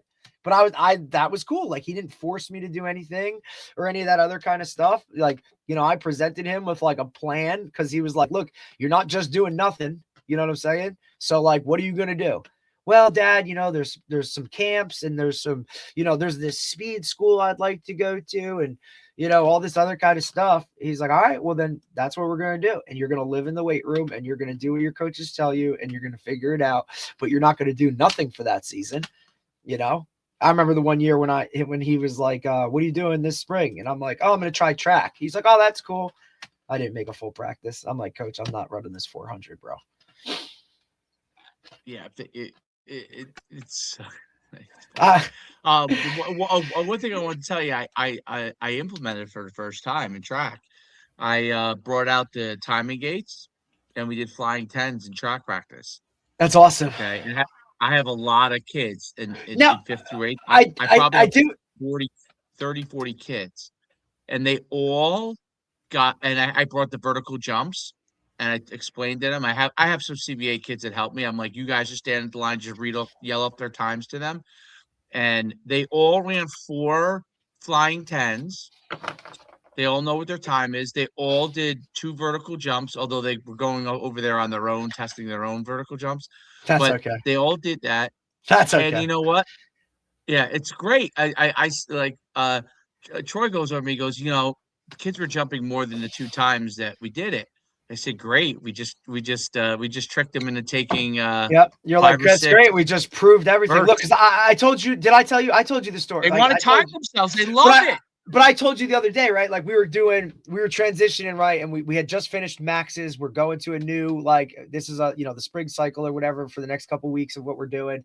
And we've obviously had broad jumps on there, right? So I just broke out the tape measure the other day in the weight room. I told the head coach, I'm like, hey, dude, I'm going to get 2 there. I'm going to let them jump twice and I'm going to record it. I just want to see, you know, who's going to be our explosive dudes. And I want to compare it to our list of guys last year and see kind of like, not so much of where they at, but just where we are as a team. Like how many guys do we have over 8? How many of these, like in this sophomore, like the current freshmen, right, that are going to be sophomores, like dude, if we have majority of them over 7'3", we're sitting pretty. Like, we're going to be okay. You know what I mean? Like, and then these guys should be our top guys. Bro, when it was a fight to be like, bro, 2 jumps and go. I mean, coach, let me go again. Coach, let me go again. Coach, let me go again. I'm like, this just proved every bit of rank, record, and publish that we could possibly do. Because now I have guys. I mean, Dave, it wasn't even guys were coming in from track practice going, hey, coach, I got to do my broad. Like, I got to get my numbers. And it's like, buddy, you're not even like you just ran like whatever. You just finished your track workout. That's you're not going to come. But I'm like, dude, this is why. And I showed some of the younger coaches that are with us. I said, this is why you put shit on a list, dude. Like, something so small like this doesn't matter, right? And then you also saw guys that were like, you know, oh, he jumped more than me. Like, you saw how that played into it. And then you saw guys that like, well, I'm not jumping. That's going to be terrible in comparison. And it's like, but all right, well, now are you the competitor that I thought you were? You know what I mean? Like, it gives you a good gauge on kind of like how they're going to view it and what is going to go into it. But it was awesome. It's enormous. Look, we taught like for all the years. Last year we did do track because Troy had the foot thing. So, but the other years before, we would run the track meets and they wouldn't mark down the times. Okay, I'd always be like, "What's the time?" So I would just kind of time Troy just so I had a reference. When they asked me to help out this year, I said, "Listen, the one thing we have to do is get times on as many kids as they can, because if we get times on them, they can measure how they are doing." And so immediately, what is every kid coming over to me at the end of their race? Did you get my time? Coach, what's my time? What's my time? Coach, what's my time? What's my time? What's my time? And then the coaches were coming over, be like, hey, what he run? Can you get some of the fourth grade? There's a few really good fourth graders. Can you get these kids times? Because we want to know what they run. He's better than. Well, yeah. I mean, there's 100 little kids. I can't time all of them. It's impossible. But that's awesome. But I tried to time the guys that the coaches were like, "Hey, these are like our really fast kids. Can you try and get times them?" I said we want to time them, and I got almost all the 5th or 8th graders. I might have missed 1 or 2. It's hard. You're standing at the lines going so fast. But I said I want to get them all because then they know what they run. Now in practice, when I have to coach them, they're not aimlessly sprinting. And now I'm timing them in practice. You're teaching them that you're like, hey, you're being held accountable right here, bro. Yes. Yeah. And when they ran the race, like the other coaches came over and asked me, what did you have on your kid? Because our 4x1, Troy's team, which was a 4x1 5th, 6th grade, they won their race out of 8 teams. And then the girls, 7th, 8th grade, which was 2 6th graders and 2 7th graders, won the whole thing. And the coach who they beat, because you get to compete. A really good team. Do you compete against other middle schools that are private schools or public schools? They're all Catholic schools, all Catholic. Okay. It's all Catholic schools. So it's I want to see if I can St. Leo's. It's all those schools, St. James, St. Leo's. And then I could see, by the way, our relays. I wanted to see what the girls run in Penn relays in the middle school. So I have an idea of where they might be able to get to, because I'm like, wow, these girls are pretty fat. Like, they won all the races, and our girls won like every race in the sprints. Obviously, we only practiced it a couple times, so it has zero to do with the fact I'm curious. I want to see. I want to see what you think. I posted. I put a link. I just put a link in the chat for this is like the hot topic on Twitter today. Oh, it is? Click on it and watch this tackling drill that what school is it is doing. I put it in the chat on the side here. Is it the status thing? It's the I want you to see individual. Yeah, in the chat on the side where people could kind of say stuff or whatever. I put it in there. It's on Twitter, but it's the hot topic of today. It's SEMO football, and I don't know what it is. I didn't even know what school it is or whatever. But football. go yeah. Just it's like I said, it's Tony Schiffman post. It's actually College Report is the X that posted it. I can send it to you. SEMO football showcase the drill that is completely stupid. Yes. So look at it and what you think. because it's all the blowback right now in what's going on. Oh my God, it's the hot topic. It's on Twitter. idiotic. What the fuck are these guys doing, dude? Is this college? This is I don't know. Southeast I think Missouri? it is. Yeah, I SEMO, think it's Southeast Missouri. So here's my thing. This was my take on it, right? So because I think it's wild. I said, as a player, you'd have to hold me back from going every rep because I'm juiced. I want to do this. Like, let's go. I couldn't wait to get in this. That's the type of player I was of like, let's go.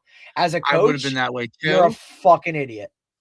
You're an idiot. You're going to get your running back murdered? I mean, guess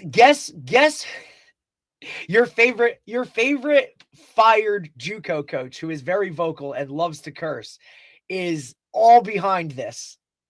His comment on this is, buddy, this is football. All of you, whatever, just need to go and like make yourself some sandwiches. Like, there's no blocker. He doesn't even have a blocker. It's one guy with 3 guys running down to murder you. This is stupid. This is stupid. I'm going to comment. This is stupid. I commented. I said, look, like as a player, it's one thing I said, but as a coach, like there are way better ways to get accomplished what you're trying to get accomplished here. Like, and there's not one guy I don't think who hasn't commented on it. Like Adam Archuleta was like, this is ridiculous. Torrey Smith is like, what are we doing? Like, this is the problem with what's going on. Said a lot of things I like and a lot of things that are just dumb too.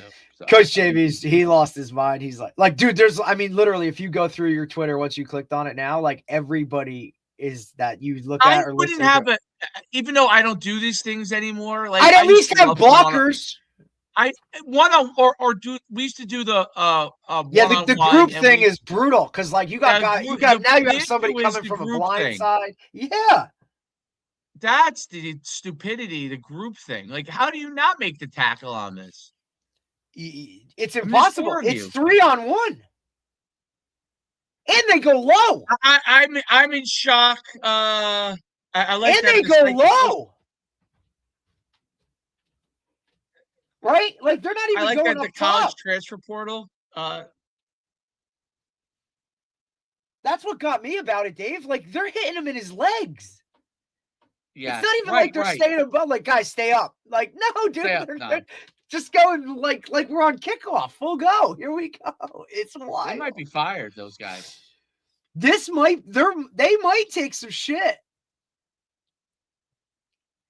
Dude, it's funny. The funniest comment I saw was like, I guess the head coach had a meeting and the assistants are running practice on this one. Like, I can see that. Yeah, no doubt. Oh, bro. I was curious. Somebody was like, wait, is this AI? There's no way this is real life. Like, there's no way this is real life. Like, I'm just curious if I know any coaches on the staff. I just, dude, like, what are we doing? It's totally different. Oh, wow. Do you? I'm sure you do. Whipple's son's a grad assistant on the staff. As in Mark Whipple, as in like Yep. Oh. As grad in like assistant, UMass? Grad assistant. Oh yeah. So he's being told, hey, we're doing this drill, make sure the bags are set up. But I don't know anybody on this staff. I don't think. Bro, it's crazy. I'm looking. I might know this guy. Oh, go figure. Preseason rankings. Rumson, number 6 for girls flag. Of course they are. What are you guys? Oh, we're not in the top. Pinelands is number 8. This is like this is state. So they did a top 20. Definitely not in that.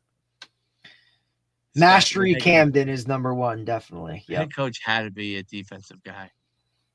Oh, there's no doubt about that. Mount Olive, number 11. What position do you think the head coach played in college? He played Division I. What position do you think he played? Oh yeah, there's no doubt. It's Division. Yeah, I think it's. Oh no, maybe it's Division II. But what position do you think he played? Oh, he's the linebacker. Correct.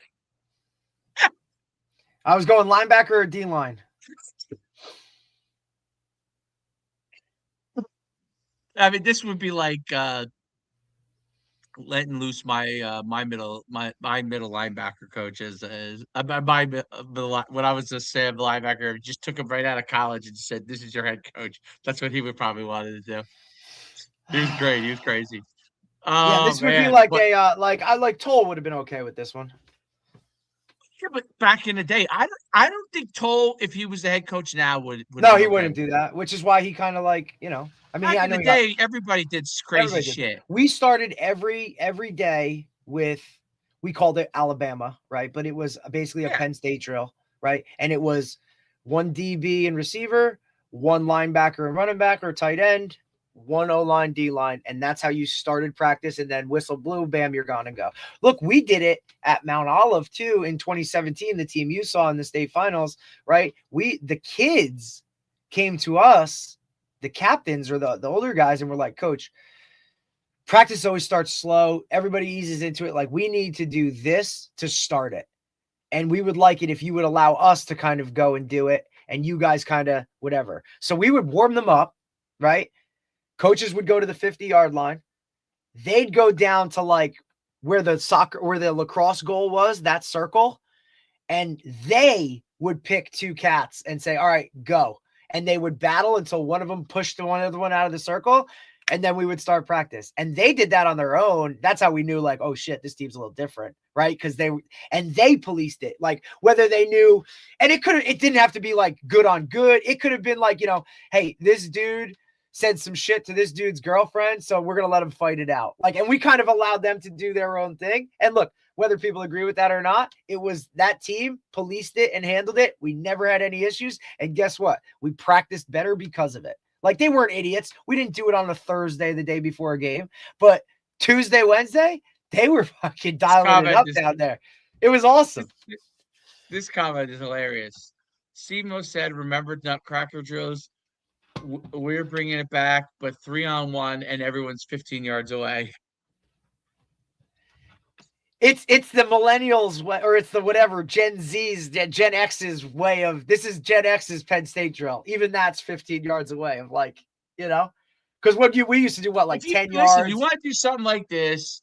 You have blockers, okay?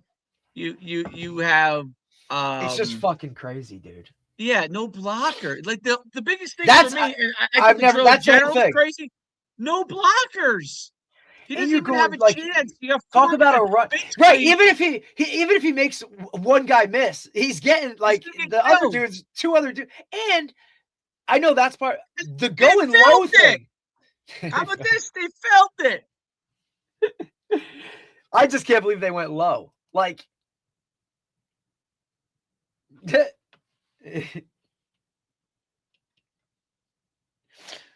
I can't, dude. That's wild. Absolutely hilarious. I woke up to that this morning and I'm like, oh, well, this is going to be a Tuesday. Like, there's a whole bunch of stuff coming.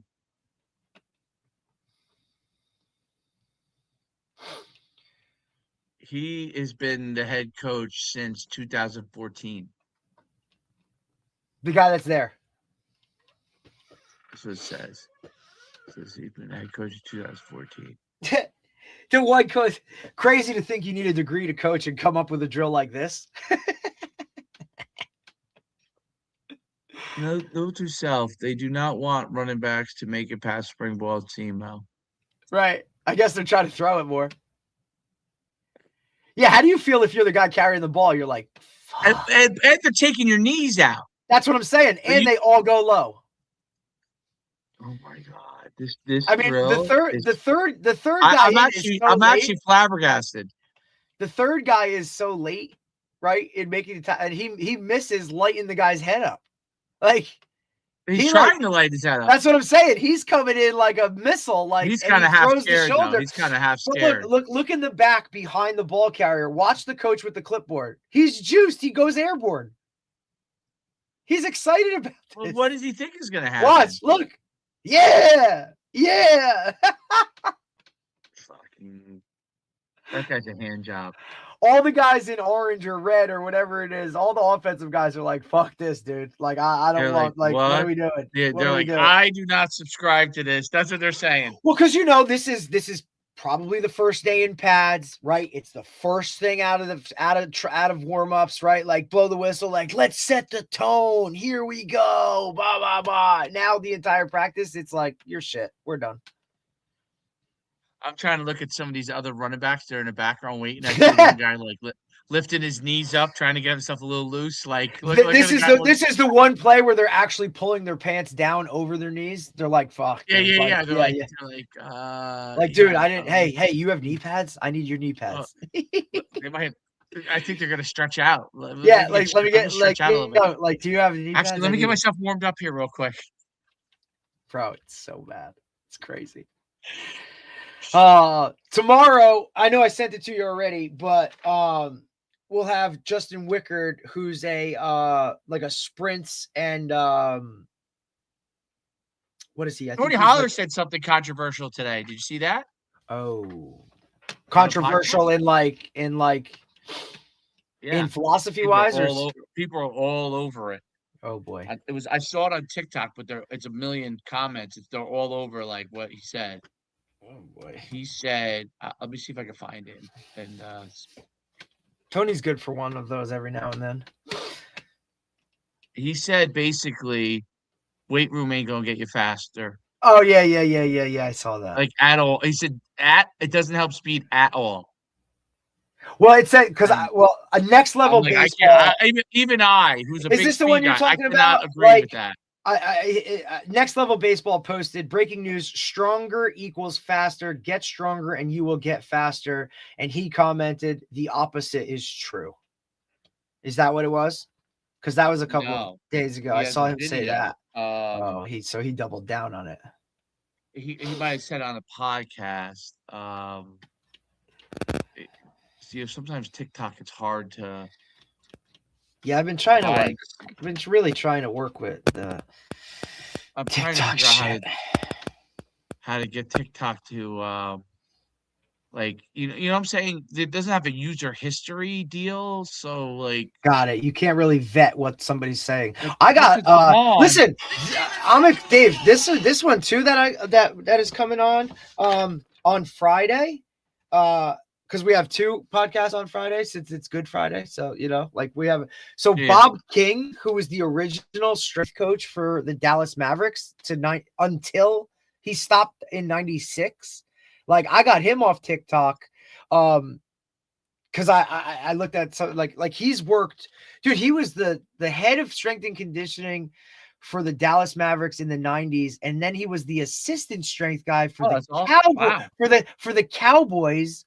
When they were winning Super Bowls, Dave, he was pulling double duty. I thought that was like he's his name is Bob King. Okay. So he was literally, like I said, he has to be one of the first guys to ever be like in this role where teams now start to employ those guys. Right. So I'm just so interested to talk to him because he's obviously across multiple disciplines of it, but dude, to be the first guy ever for the Mavericks and then also work with the Cowboys when they're winning, like I wonder what that was like. 2 of those in those worlds of like, yeah, you're a strength guy, but this is basketball, this is football, and then he obviously has worked with every sport. So I'm really, I'm so juiced to talk to him or just have him on. That's really cool. Like that's not the norm. And then is there a way that you can on TikTok go to your history or no? In terms of what you looked at? Oh wait, why did it log me into the board? I haven't even used this one in forever. Boardwalk Pickleball. Oh, that's funny. Delete that thing. Oh, that was rolling at one point. 5,900 followers. I have a my pickleball page. I haven't posted in since 2023, almost 3 years. Holy shit! Because we were really into it. Well, we really haven't played since my daughter was born, and she's about 3. I know I have not picked up. Now look, she loves to take my paddle in the house and smash it and freaking hit balls and shit. Like she likes it. Maybe when she starts to be able to do some of that stuff, I'll get back into it because I love it. Yeah, I haven't Once maybe I get a knee replacement, will be good. I think I need a knee replacement to play. I want mine. But yeah, so tomorrow we'll go at 11 and we'll have Justin Wickert. What's his thing? Tier 1 Athletes is his kind of I think company. But he's also he's based out of Texas, and he's done what the hell is it? Like I said, he's more of a track guy. Okay. So, I always love when I get track guys on because all that. Yeah, you get to crush all that shit. And then Thursday too is cool because we'll have the head coach from Dickinson University. Who's the head coach at Dickinson now? Shah Thacker, SAJ, last name THAKKAR. I wish I could find this Tony Holler thing. I really wish. Younger. I mean, I don't know. These guys all look young to me, but I'm sorry, Davidson. I screwed up. Not Dickinson. Davidson. It's Davidson College. Oh, Davidson College is great. Yeah, no doubt. So I'm excited to have him on. Because that school's been like up and coming, bro. But Davidson, yeah, what's the name? I've been there. Curry put a lot of money into it. That's where he Somebody anonymously donated $500,000 to Temple yesterday. Temple football. Really? Anonymous. I'm like, good for them. For what? That's what I'm saying. What do you do with it? Yeah, like where do you put it? You ain't gonna build anything. I wish I could find this damn video on I bet you I'm gonna just look at my phone real quick for it. I want to send it to you after. I just curious. I have so much crap. I forwarded you an email too. A team from Canada wants to come, and they just had a couple questions. I already said. Okay, cool. Yeah. I don't know what was confusing about it, but like the question they were asking, it's like I had answered it, but she wanted to. I'm sure they're also vetting. I found it. I found it. How many teams are coming and all that kind of stuff. I want to play this because I'm curious your thoughts if you hear this. Let me see if I could somehow.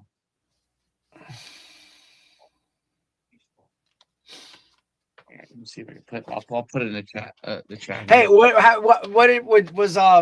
how come your boy Steve yesterday hopped in on the podcast? Did he want to get on or something? Did he want to talk to Coach? I asked him. He knew. I know. I was gonna say he probably knew someone who knew or he coached against him or whatever when he was at Holy Cross, and I figured that's what it was. That's not the wrong thing. We'll try this one. I have to call him. He called me last night because he was like, "Dude, I want to come on again. That was awesome." Yeah, Steve coached against him when Steve was at Holy Cross, I guess, and he was at Georgetown, maybe. Probably. And because what years was Steve at Holy Cross? He coached at college for 10 years, so he was at Holy Cross for a while. Was he at Holy Cross when Liam was there? What year did Liam graduate? He would have been there 2018 and in like 2018, 19, 20, 21. Liam graduated the year after COVID. So 21, 22, because Liam did 5 years. He might have. Hold on, let me see. He coached at Holy Cross. If he didn't, he just missed them. Or maybe he coached him when he was young. Oh, no, he was before. He played in the NFL. But Steve didn't coach at Holy Cross when I was at Sacred Heart, right? Because we scrimmaged, we played a JV game. Steve played in college, I think, when you were in college. No, he's a little older than you, maybe a few years older. So he coached through looks like 2016, and it's before he got there. So it's literally right before Liam got there. Because Liam's senior season was 17. He graduated in 18. And then remember the Patriot League didn't play during COVID. So Liam came home, coached high school football for a year, and then went back and had another year. That's how he's got his MBA from freaking Holy Cross. And he's with the Bengals now. 2017 was his 4th year. 2017. Was he there in 2017? No, that would have been Liam's senior year of high school. Because Carly graduated in 2008. Dave, so what year did you graduate from college? 08.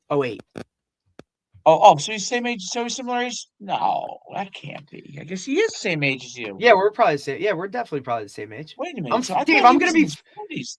Dave, I'm gonna be 40, bro. So I get all Anthony right, so Pomo is gonna be 40 years old, bro. No fucking way, dude. Dave, we're 40 fucking years old, bro. Wait. Anthony Pomo, and we were seniors Anthony together. Pomo's gonna be 40 years old. If he's not already. If he was older for his grade, remember, I'm young for my grade. It could be old. So he's fucking probably 40 already. I heard his kids are. Did you get Dave? This weekend is Prolific's tournament. Okay. Oh, okay. Did you get the message I sent you? Oh, I didn't realize they had a tournament this week. I knew they had a tournament. I didn't know it was this week. Go to your Instagram. Go to your Instagram. I sent you a message. Prolific's tournament. Okay. You got to look at this, what they're doing. You get everything, like he's doing all kinds. You get 10 points for a touchdown. If you can do this. Where do I read it? Where did you say to read I sent you a message in Instagram with the post on it so you could see it. He's doing this thing where if you're challenging, you can challenge calls. And if you challenge the call, you're challenging the call, you can do a one-on-one with players. If I read it right. And if you win the one-on-one, if you make like a play over 20 yards, he's giving that player $20. Wait. Call Dog Pound 101. There it is. Yep. Read it. Oh, it's tourney rule. Okay. This is a rule. Take over the game for your team. 1v1 battle. 1 dog pound per game. And any down. Okay.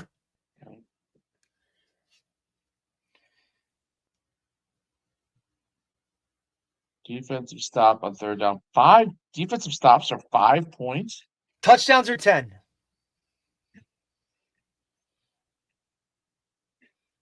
Read what this dog pound thing is. I read it. Defensive stop on 3rd down, 5 points. Interception, does that say 8? Yes.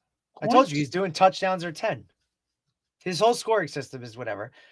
But how about this whole hey, we're going to do a one-on-one right now. Earn $10. That's it. Every player to win a dog pound past 20 yards earns $10.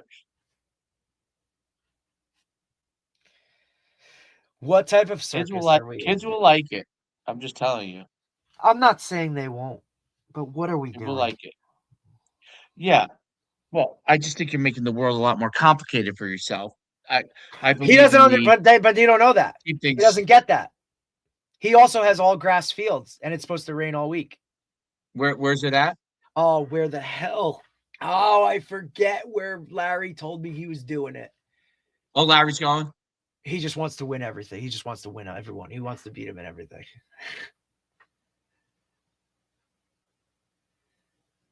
Well, he does. He beat us in everything this year. Yeah, but Dave, his kids are unbelievable.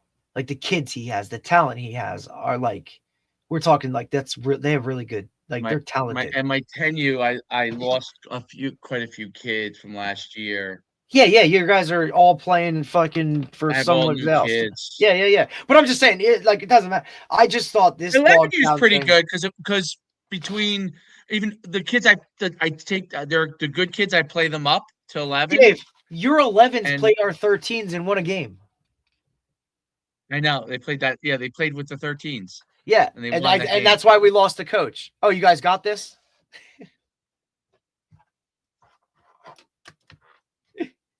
I wanted to tell him those 11s are good.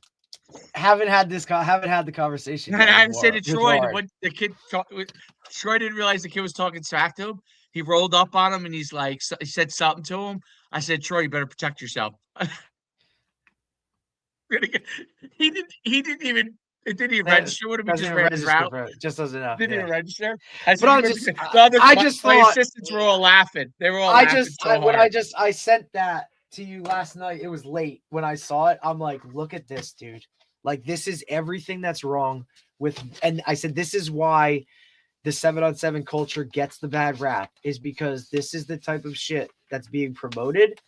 Did you see the video? Did you see the picture yesterday? Like it, no. There's no doubt. It's why that whole remember a couple years ago the one-on-one thing, traveling tour was like a big thing. AJ Green. Look, I get it, but I'm just saying, like, this is why. And did you see the picture yesterday of the coach that knocked out the ref at one of the 7-on-7s? There's a picture of a ref just laying like face down at a 7-on-7. Oh yeah, I don't know where it was or whatever. See, that's the problem. There's no doubt. Let me see if I can find it for you. Because I commented like, this is everything that's wrong with this world. It's literally a referee laying flat on his face. Here it is. Here, I'll send it to you right now. Send via chat, Dave. It's why it's just so bad, dude. It's so bad. Copy link. God damn it. I'll do it up here. But you're right. Kids will like it. I'll be an objective on that part, meaning like, wait, I can win. Wait, I can win $10. I can win $10. Absolutely. Like, I'll put it like this. Thinking about myself or you, okay? If we didn't know anything, no better, we warped into this world and we were competitors like we were, my ass would have been out there. Come on, let's go. Like, but next? I'm not saying it would have been good for me. It wouldn't have been good for me because I would do a lot of things. I put it in the chat on the side. Yeah. Oh, but I would do a lot of things that are not good for me. You know what I'm saying? No doubt, because we all made bad decisions because when I was young, I did a lot of things that were not good for me. No doubt, so, and especially if somebody challenged me. I would have liked to compete in it because I would have been like, yeah, and I wasn't afraid of anybody. No doubt, like we were never going to back down. We were always going to do it. Like, absolutely. My parents, he did it on the podcast. He did it on the podcast. My parents probably would have been like, fuck no. You know what I'm saying? Yeah. Oh, no doubt. Oh, Tony said this on the podcast with our guys. They would have had to draw the line. You know, you're talking about. Oh, sorry. Is not worth it. No. I'm trying. How do I copy what you said? Can't you just click it? Can't you just click it? It's not a hyperlink up there. No. Oh, okay, hang on. I'll send. Send it on the private chat. Private chat. There's a private chat on the bottom right. Private chat. Send it on there. Yeah, I think I. Oh no, is that? Where is that? I'll just say hi. Do you want it? Oh, I see it. Send it there. I think I clicked that. But yeah, you like. So I would say. Oh yeah, you can click that. There's a lot. Oh, there's I didn't know Tony that I love to do that were not good for me. That were not smart, no doubt. Tony, yeah, I didn't know Tony said that. Tony said that shit on the podcast with Dustin and those guys. We've had both of them on. You know that, right? Oh, the strength thing? The thing that he said that their show, like those two have both been on individually. Remember we talked to those guys a couple weeks ago? Oh, God. You see the picture? The ref's like face down. What the hell? And then he wants to fight the other guy? Yeah, I guess the other guy's probably running over there going, what are we doing?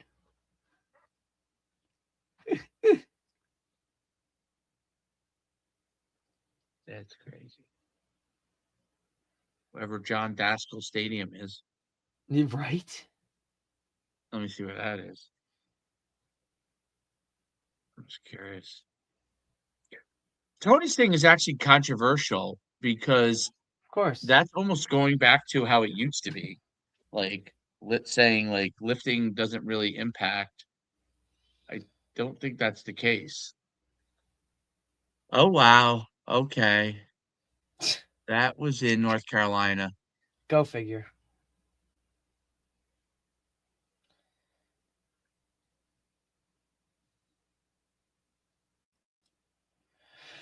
Oh, bro. I mean, You ever feel like you're just constantly you're just fighting an uphill battle? do I feel like I'm constantly fighting an uphill battle? Yeah. Sometimes it's just like you're like, oh, we're making the whole thing. I make mistakes. Listen, I'm telling you right now. I don't want to announce it yet, but I'm doing something different. I might do a couple that I like doing, and then I think I'm gonna put like kind of how I have my league set up for flag. Like I'm gonna do it like that, so it's a lot more. You're still gonna get what you want, you know what I'm saying? But So I just have to figure out how that would work. But remember I was telling you about the remember I was telling you about the bait. I don't want someone to have to win a championship in that game. Those two games. You know, I don't know if that makes sense. Like, I don't mind one or two tournaments where that's the case, but like, even for myself as a coach, you know what I mean? Like, I don't even think it's good for me. So, because it is intense. It is intense. Okay. When you go out there and you coach, it's different than when I coach flag because I coach flag. It's a lot more tighter windows, right? So things you call a missed throw, you miss a throw in flag, honestly, like it has zero impact because you can still run the ball. You know what I'm saying? I think the singularity isolation of what you can do makes it actually incredibly intense. Yeah, no doubt. And you do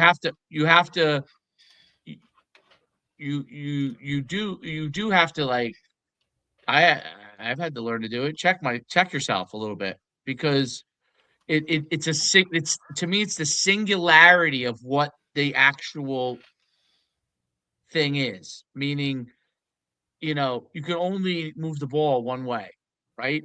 And so which makes it incredibly good from a development standpoint. If you play it right and you play the game the right way, it's very good for receivers, DBs, QBs, coverage wise, route wise, timing.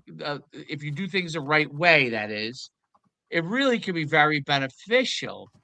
But it's one of these double-edged sword things. I actually feel now it's a double-edged sword because of the singularity of the sport, meaning there is no running game. So what makes flag different and less, not that isn't as competitive, but less stressful to all the people involved is that you can run the ball, right? Because you could run the ball, you have to coach two sides to it, and it balances out the game. Just passing does create an unusual singularity stress on one player on offense, the quarterback. Also, then places some level of stress on the guy calling the plays and to be able to relate to that quarterback because everything happens based off of him. It's flag is not, even though the quarterback's the most important flag in every sport, but when you can run the ball, it shifts it to the running back. Some of that responsibility shifts to the running back, and when it shifts to the running back, I found this is just my opinion. I could be people may disagree with me.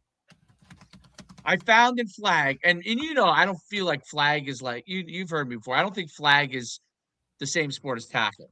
But what flag, the pro on flag is that when you shift that responsibility, everybody can play a little more relaxed. That's my only input.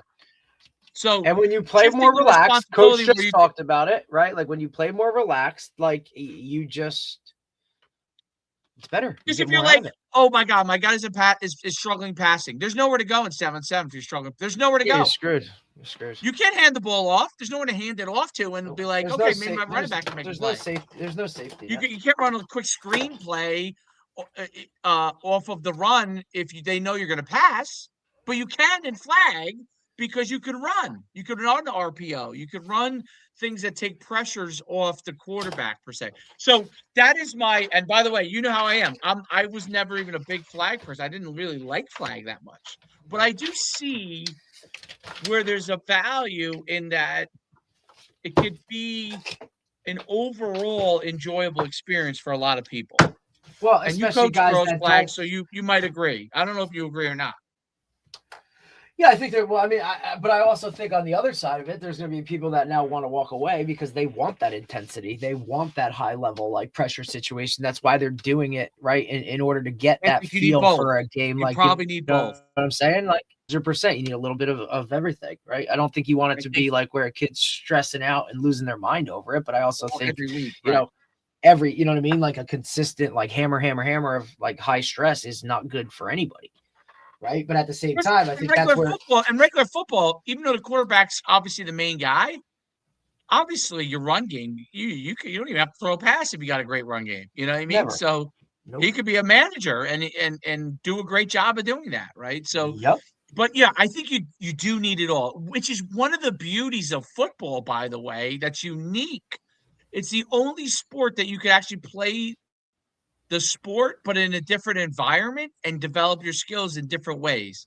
Very unique. But yeah, I think that I don't know what the answer is on 7-on-7 to get it less. What's the word? Less intense, crazy. Yeah, like I think we do a good job at our events of trying to dial it back. Yeah, and allowing them to compete at the same time. But it still doesn't matter once once you get to those. Yeah, once you get to those tight games, once you get to those playoff games, bro, like the playoff games, right? The round robin, you have very little issues for the most part. Right. It's when you get to the playoff games. It's when you get to when it starts to matter. It starts to matter. People really, really get, Look, that's when you see the most issues everybody's happen. a competitor and everybody comes out and it starts to go crazy, right? So that's the part that's very, I don't know what the answer is, I don't know if there is one. I don't know if there is one, which, listen, AAU basketball has a similar issue, depending on where you play at. Some places are great, some places aren't. Baseball now has it to an extent that these travel tournaments. Yeah, because you're ranking 7-year-olds. You're once you start to rank kids and people think that scholarships are aligned, like I wish college coaches would just flat out come out and say, dude, we're not recruiting a 6th grader. We're not recruiting a 7th grader. Like, even if we offer a 8th grader who is really good, it's really means nothing. But they won't say that. And why won't? If they said that, believe me, the world would be a lot. The environment would be less stressful for these kids. Trust me, it would be. And even more so the parents, right? Parents don't understand what everything means. They have no idea. Most of it, the truth is, most of it means absolutely nothing, right? Other than your own competitiveness and the person having a good time and competing. But it has zero to do with college. Zero. So, but they're being told a lie. Mm-hmm. Actually, I don't even know if they're being told it. They're perceiving a lie, Perceiving. That's a bit, yeah. They're perceiving. No one. I don't even know if anyone's even telling them that. They're perceiving a lie, like, dude. It's I won't let my kid have an Instagram page for that reason. People are like, why? I'm like, if I want to post a picture of him, I'll post it. I'll post it on my page. You know what I'm saying? If I want to post him making a catch, I'll post it on my page. Your wife will I don't want what? Your wife will post it. Yeah, she'll post it, but we control that. Correct. They're reaching out to us. You know what I'm saying? Right. They don't think, even if the parent controls the page, they think they're reaching out to the kid. Even like when you invite a kid, the kid may not even be handling it, but it's a perception, right? So now parents get upset, even if they're like, if you're handling your own kid's page, you get upset because they're writing towards your kid. So Right. even though it's but at the same time, for every one of those that gets upset, there's also one that's like, yo, they're reaching out to my kid as a 6th grader. This is awesome. Correct. No, right. Absolutely. So exactly. Whereas so I also have to now like, hey, I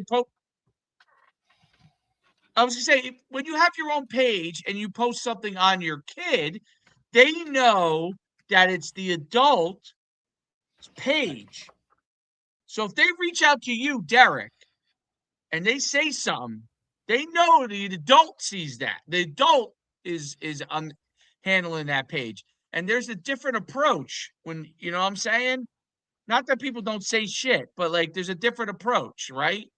I mean, me, I just delete the shit when someone writes something dumb, you know? I just keep the invites to camps because I still get excited.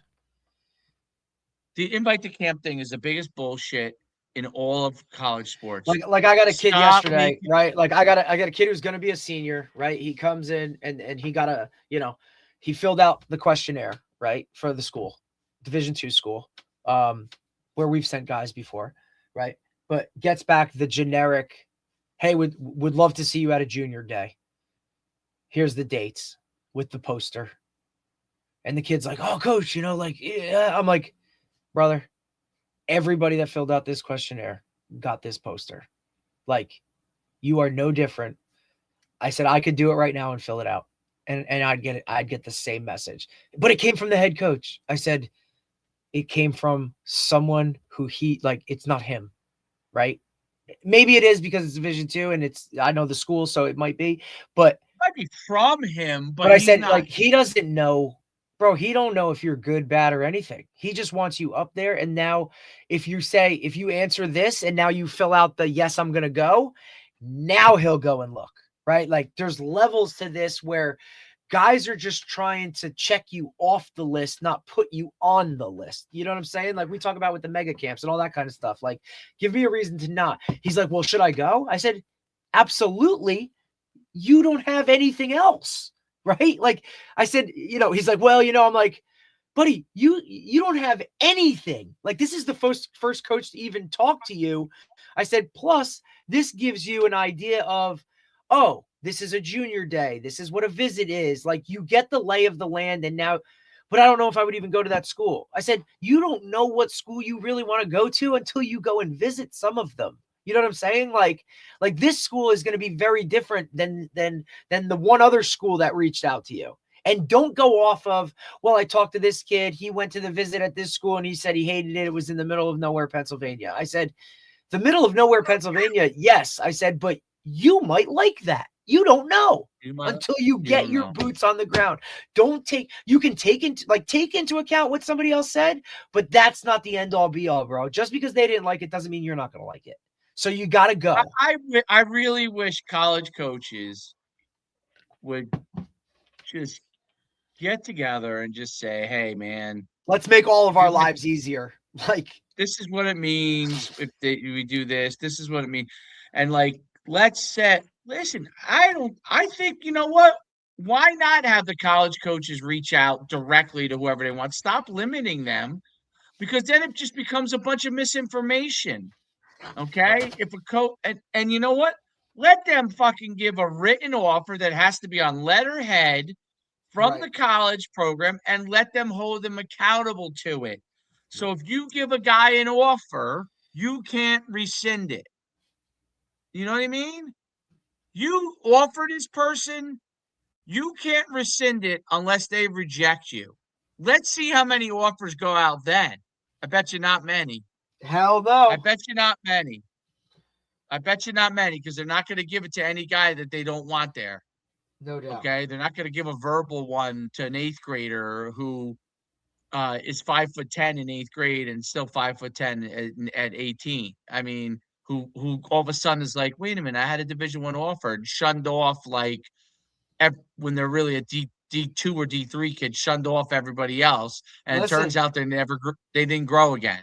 You know, we got a kid that used to play for us and now plays for another little organization, right? Who still hasn't signed and still hasn't committed and still waiting in the weeds for like, you know, his new 7-on-7 club, I guess, to get him his offer or whatever it is. Like, but he's still sitting there waiting, and he thought it was going to be all lined up and going to one school, and then all of a sudden it was, you know, hey, we need to see your first market period grades, or hey, now admissions has it, and you know, you're teetering on that line of I don't know, and here comes signing day, and you're not there. Like, it doesn't work that way. There's no incentive for coaches to be honest with players. You know, why would I want to be honest if I don't know what they're going to be? Like, that's how a lot of these guys approach it. And then they don't care, and they just don't want the headache. They probably half of them don't want the headache. You know what I'm saying? They don't want to, you know, guy reaches out to me. I don't want to tell him I don't like him. I don't want to tell him that. Right. I don't want to burn a bridge. I don't want to burn a bridge. I'll say this to the end of time. The NFL was great. Those guys would just tell me cut and dry. No, he's not this. Like, no. I'm not interested. I was like, thank you. You made my day. They're like, why? Because now I don't have to deal with it. I don't have to waste time with you. Yep. I'm like, why would I want to waste time where you don't want him? I want to spend time where he actually has a chance. Yep. You know, and by the way, in the NFL, like those guys who bullshit people, the ones who bullshit, they end up having, dude. They don't fucking want you. Yeah, they don't fucking want you. They end up having a problem because you bullshit somebody. Like I call guys to the carpet. I called them up. I said, I need to talk to the GM. This fucking guy told me yes. Right. And he went back and told me no. And I didn't talk to another team because of that. Right. I want to talk to the GM. Those motherfuckers get on the phone, boy. Real quick. I said, I'm not, yeah. Because you know what happens? The next time you have a player they do want, you ain't going to send them to them. You know what I mean? And there isn't that many agents, you know? So, listen, why are certain organizations in the NFL struggle? Hey, I'd like to know what happens in a lot of these other things. If I know that an NFL team treats PFAs well, the best PFA is going to go to the best teams, and a couple of those guys are going to make it every year, and they end up being contributors and starters, and they help you win, okay? And if the other guy gets crappy PFAs because no one trusts him, those guys help you lose. So the NFL is very, very good from that standpoint. You know, like people could complain about other things. I get it. But from that standpoint, and I've been consistent on that from the get-go. Like, I like the word no. I like someone telling me not now. I like that because then I know not to waste time. You know what I mean? I know what a yes actually means something. When someone says yes to me, cool. Now I know, okay, because I don't get many yeses. Now I know I got to focus the majority of my efforts on this place because it's an opportunity for me. Because everything else is not. And, you know, I think that's a problem with college in general. I don't know if it's every sport, but I know football, obviously, it's an issue. You know, I don't know if it's that way in every sport. But when I have coaches from Villanova that come to me and say, hey, look, he's just not fast enough. Thank you. Thank you. Because you know what? That probably tells me that he's not good enough for Holy Cross, that he's not good enough for whoever, you know what I mean? Like, I'm still going to reach out to those guys, but I already know I'm reaching out to them basically like what I'm reaching out to them in pencil. Expecting a no. I'm reaching out to them with a 25% chance that this guy might say, hey, and if he says, well, come to camp, I know it's a no. Because unless I have that product to be like, hey, if he thought a 4.6 was slow, then unless we really think you might be able to go up there and run a 4.5, I'm not fucking sending you up there, dude. Or, hey, I'm going to put it in your hands and say, look, this is all the information I have. If you think you can go up there, which they'll say yes, right? Like, I'm going to run a 4.5. Okay. But guess what? You better fucking run the 4.5. Because if you don't, you're going to have to like pick off every one-on-one. Or you got to make you know what I mean? You got to do something else.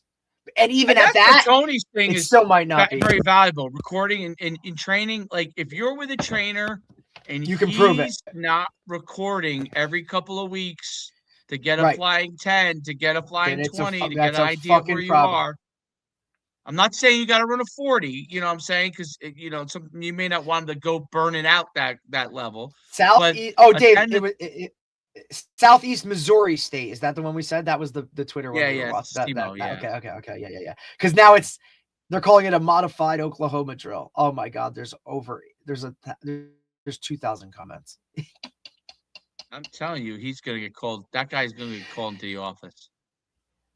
Hell yeah, because he just created one of the most viral videos of the year, probably. Negative videos. Athletic director is going to call him in. Oh, and here's a good one. And say, why did you do that drill? And why'd you film it? A 10-year analysis from 2012 to 2022 on ACL's tears. Turf, there was 265 tears. Grass, 255 tears. So there's no difference. Wide receivers face the highest risk. Receivers and tight ends are the most. Games 2 times deadlier than practice. 67.7% of tears happen in games. 32% happened in practice. I'm going to post this. This is awesome. Early season danger zone. Preseason and before week 9, the most ACL tears came about. 132 happened during the preseason alone. Yeah. See, that's crazy. What are we doing? If that's at all contact related, what are we doing? It's a nice little study. I was going to say, really nice graphic. Nice graphic. What was I going to say? That was interesting on that. First flag game tonight. Who do you guys have? Manchester. They good? Are they good? Is your cousin a coach or no? No, he gave it up. 1-year wonder. Oh, is one of his assistants at least a coach? No. I think it's a female in the building. Oh.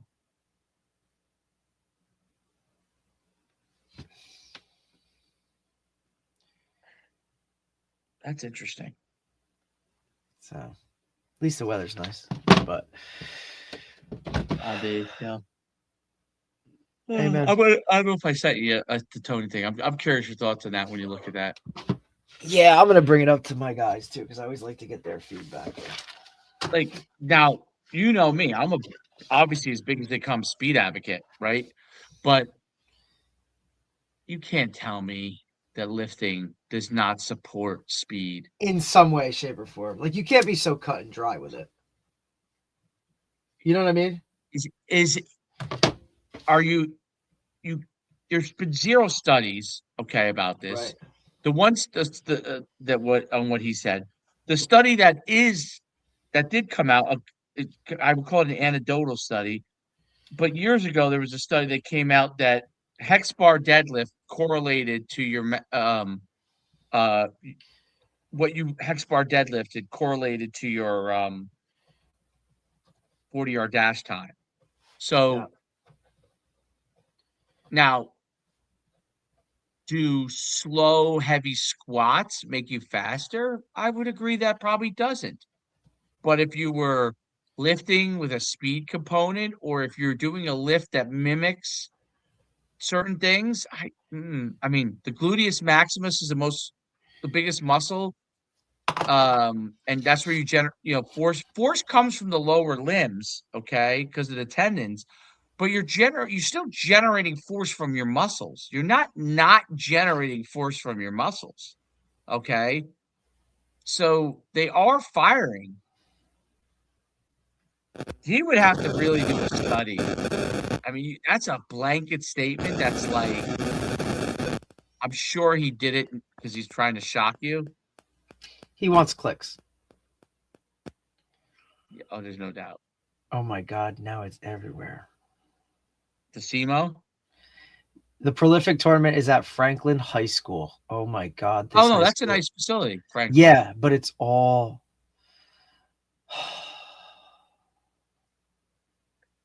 It's on the grass fields in the back there, not the, okay. Yep, and it's going to rain all week, bro.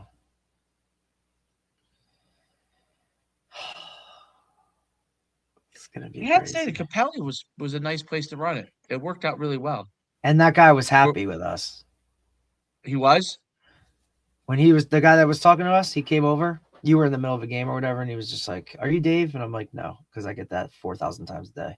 "Are you Dave?" "No, I'm not Dave. He's 6'2". I'm 5'8". Fuck. Like, Jesus Christ, dude. Like, fuck.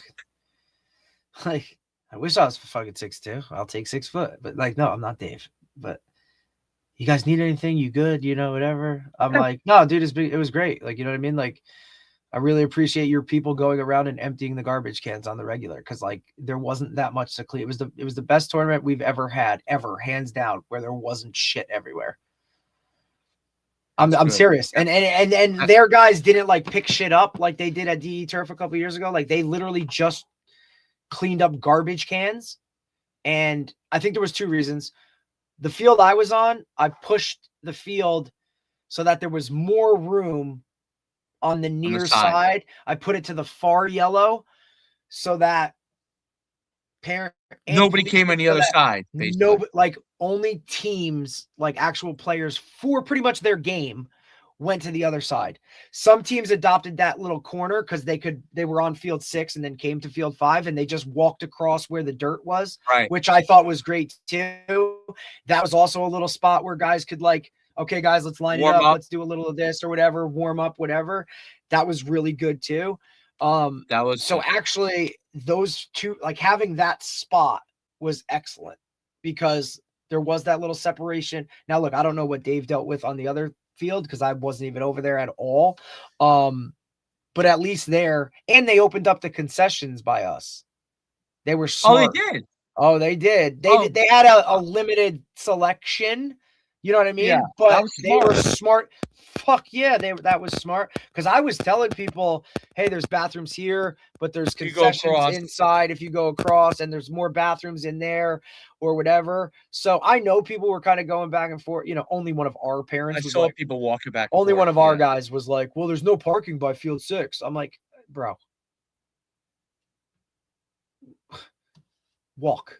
park across the fucking street. I don't know, like. There's no parking up there, right? No, dude, there's not. There's a circle. Like, fuck, I can't, dude. Like, only our people. But no, they were really good. And the check-in people, the one guy was the same. So those 2 guys, they were, and I told the one guy, I said, buddy, you've now done this twice. You see what it is.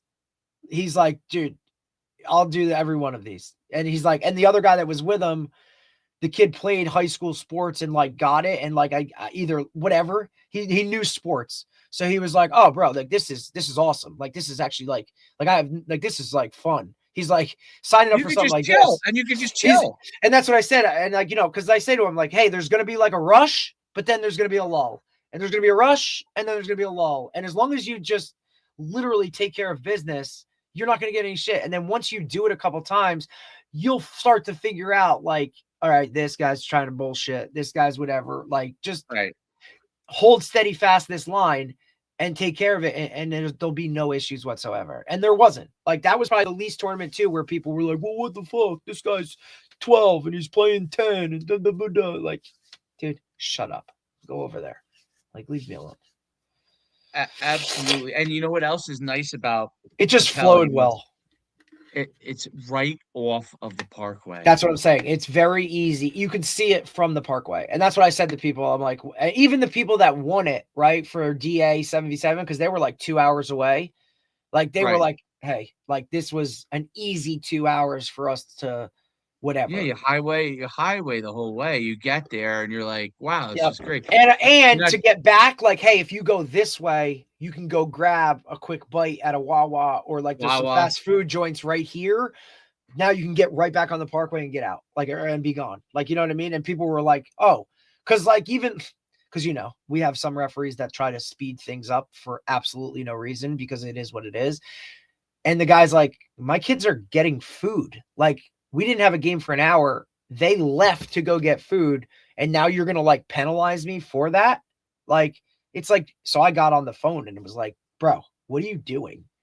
And I know. I'm just saying, I'm just saying. I'm like, you're just saying nothing. Like, go take a piss and take a breath and then get yourself like shut up.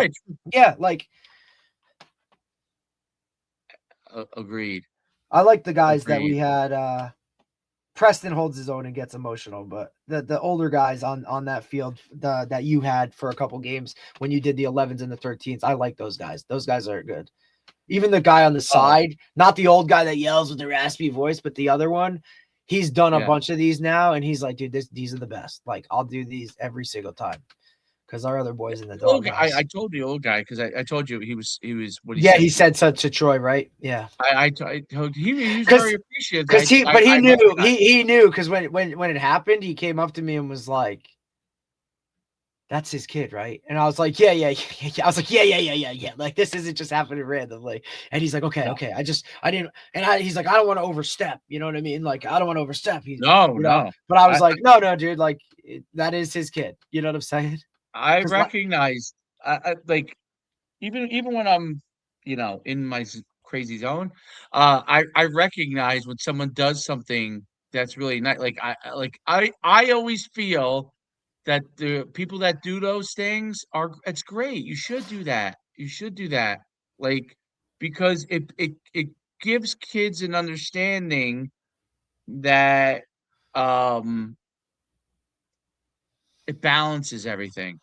It balances, and when you see it in regular football, a coach gets on a player, another guy goes over to him, right? Like, those things are so important in sports, because you may not end up talking to the person till after the game, but someone talks to them in game.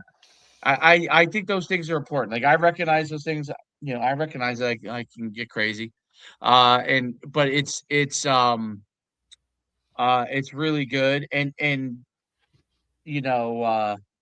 I actually told him we're actually going to have we're actually switching how we're doing things with our 10U. I'm actually going to have, you don't know the guy, but you know him because you see him all the time, but one of my guys, they're going to call it and I'm just going to do corrections because do that. Be the I really, it's easier. Now the 11U is different because they're usually second. By then we've played so many games and we're in a flow, but it's really the first few games because we're not in a flow. And a lot of times even though you warm up, like, they're playing around with each other, you know what I mean? So they're still kids. So I said, we should have you do it because he knows everything really well. He's a good play caller, and I could just help them with reads. That will be better because if I can help them with reads, I can focus on really what's most important versus trying to make sure this guy lines up right. Then all of a sudden, they don't run this, and it's like 5 things end up happening bad from one thing because a kid's confused. Whereas I can actually do more. I can line them up better. So when he calls it, I can go and whatever he calls, I can go and line them up. Because I will do that, you know what I mean? I will do that. Whereas most of my other guys, like, they'll maybe tell me another play to call, but they're not going to line the guys up. So I know the offense. If he calls it, I can then just focus on reads and lining them up, and they'll play better. That's what I think. Because really, the truth is, the play call, I hate to say this, all the play calls should work in 7-on-7, okay? It really should. You're not designing anything that's not going to work. It's really, are they able to execute what the play call is? That's really what it is, because it's all man to man. So you're probably going to get somebody open. It's just whether the guys can figure it out. They can make the reads. Do they throw the ball well? But it can get crazy when you really do need someone with younger kids to line them up and explain reads. And 100%. it doesn't matter. The play call is important, but as long as he knows what he's doing, it really that's the most important thing is they know he can call it and you have someone that lines them up. And I realize this now after doing this all these years. I'm like, that's what we really need is another person. Now, the 11U is a little different because those kids are a little older. And I notice when the young guys come to them, the older guys kind of stabilize them. So they're stable. And they, for some reason, even though it's mostly Brick and Middletown kids, I don't know why those kids get along great together. They get along great. So it's just really basically two towns, but the 10 and 11 get along great. Those kids have become great friends. I actually said, do you have any other guys that are like your friend? Because we could use one or two more that you guys are friends with and Brick that you play with, maybe a Brick Elite, because you guys all seem to get along.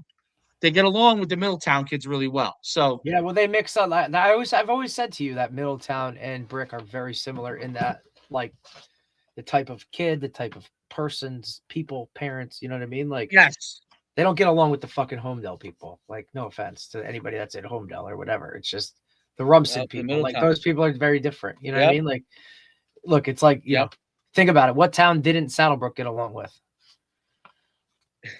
Glenrock. There you go. You know what I mean?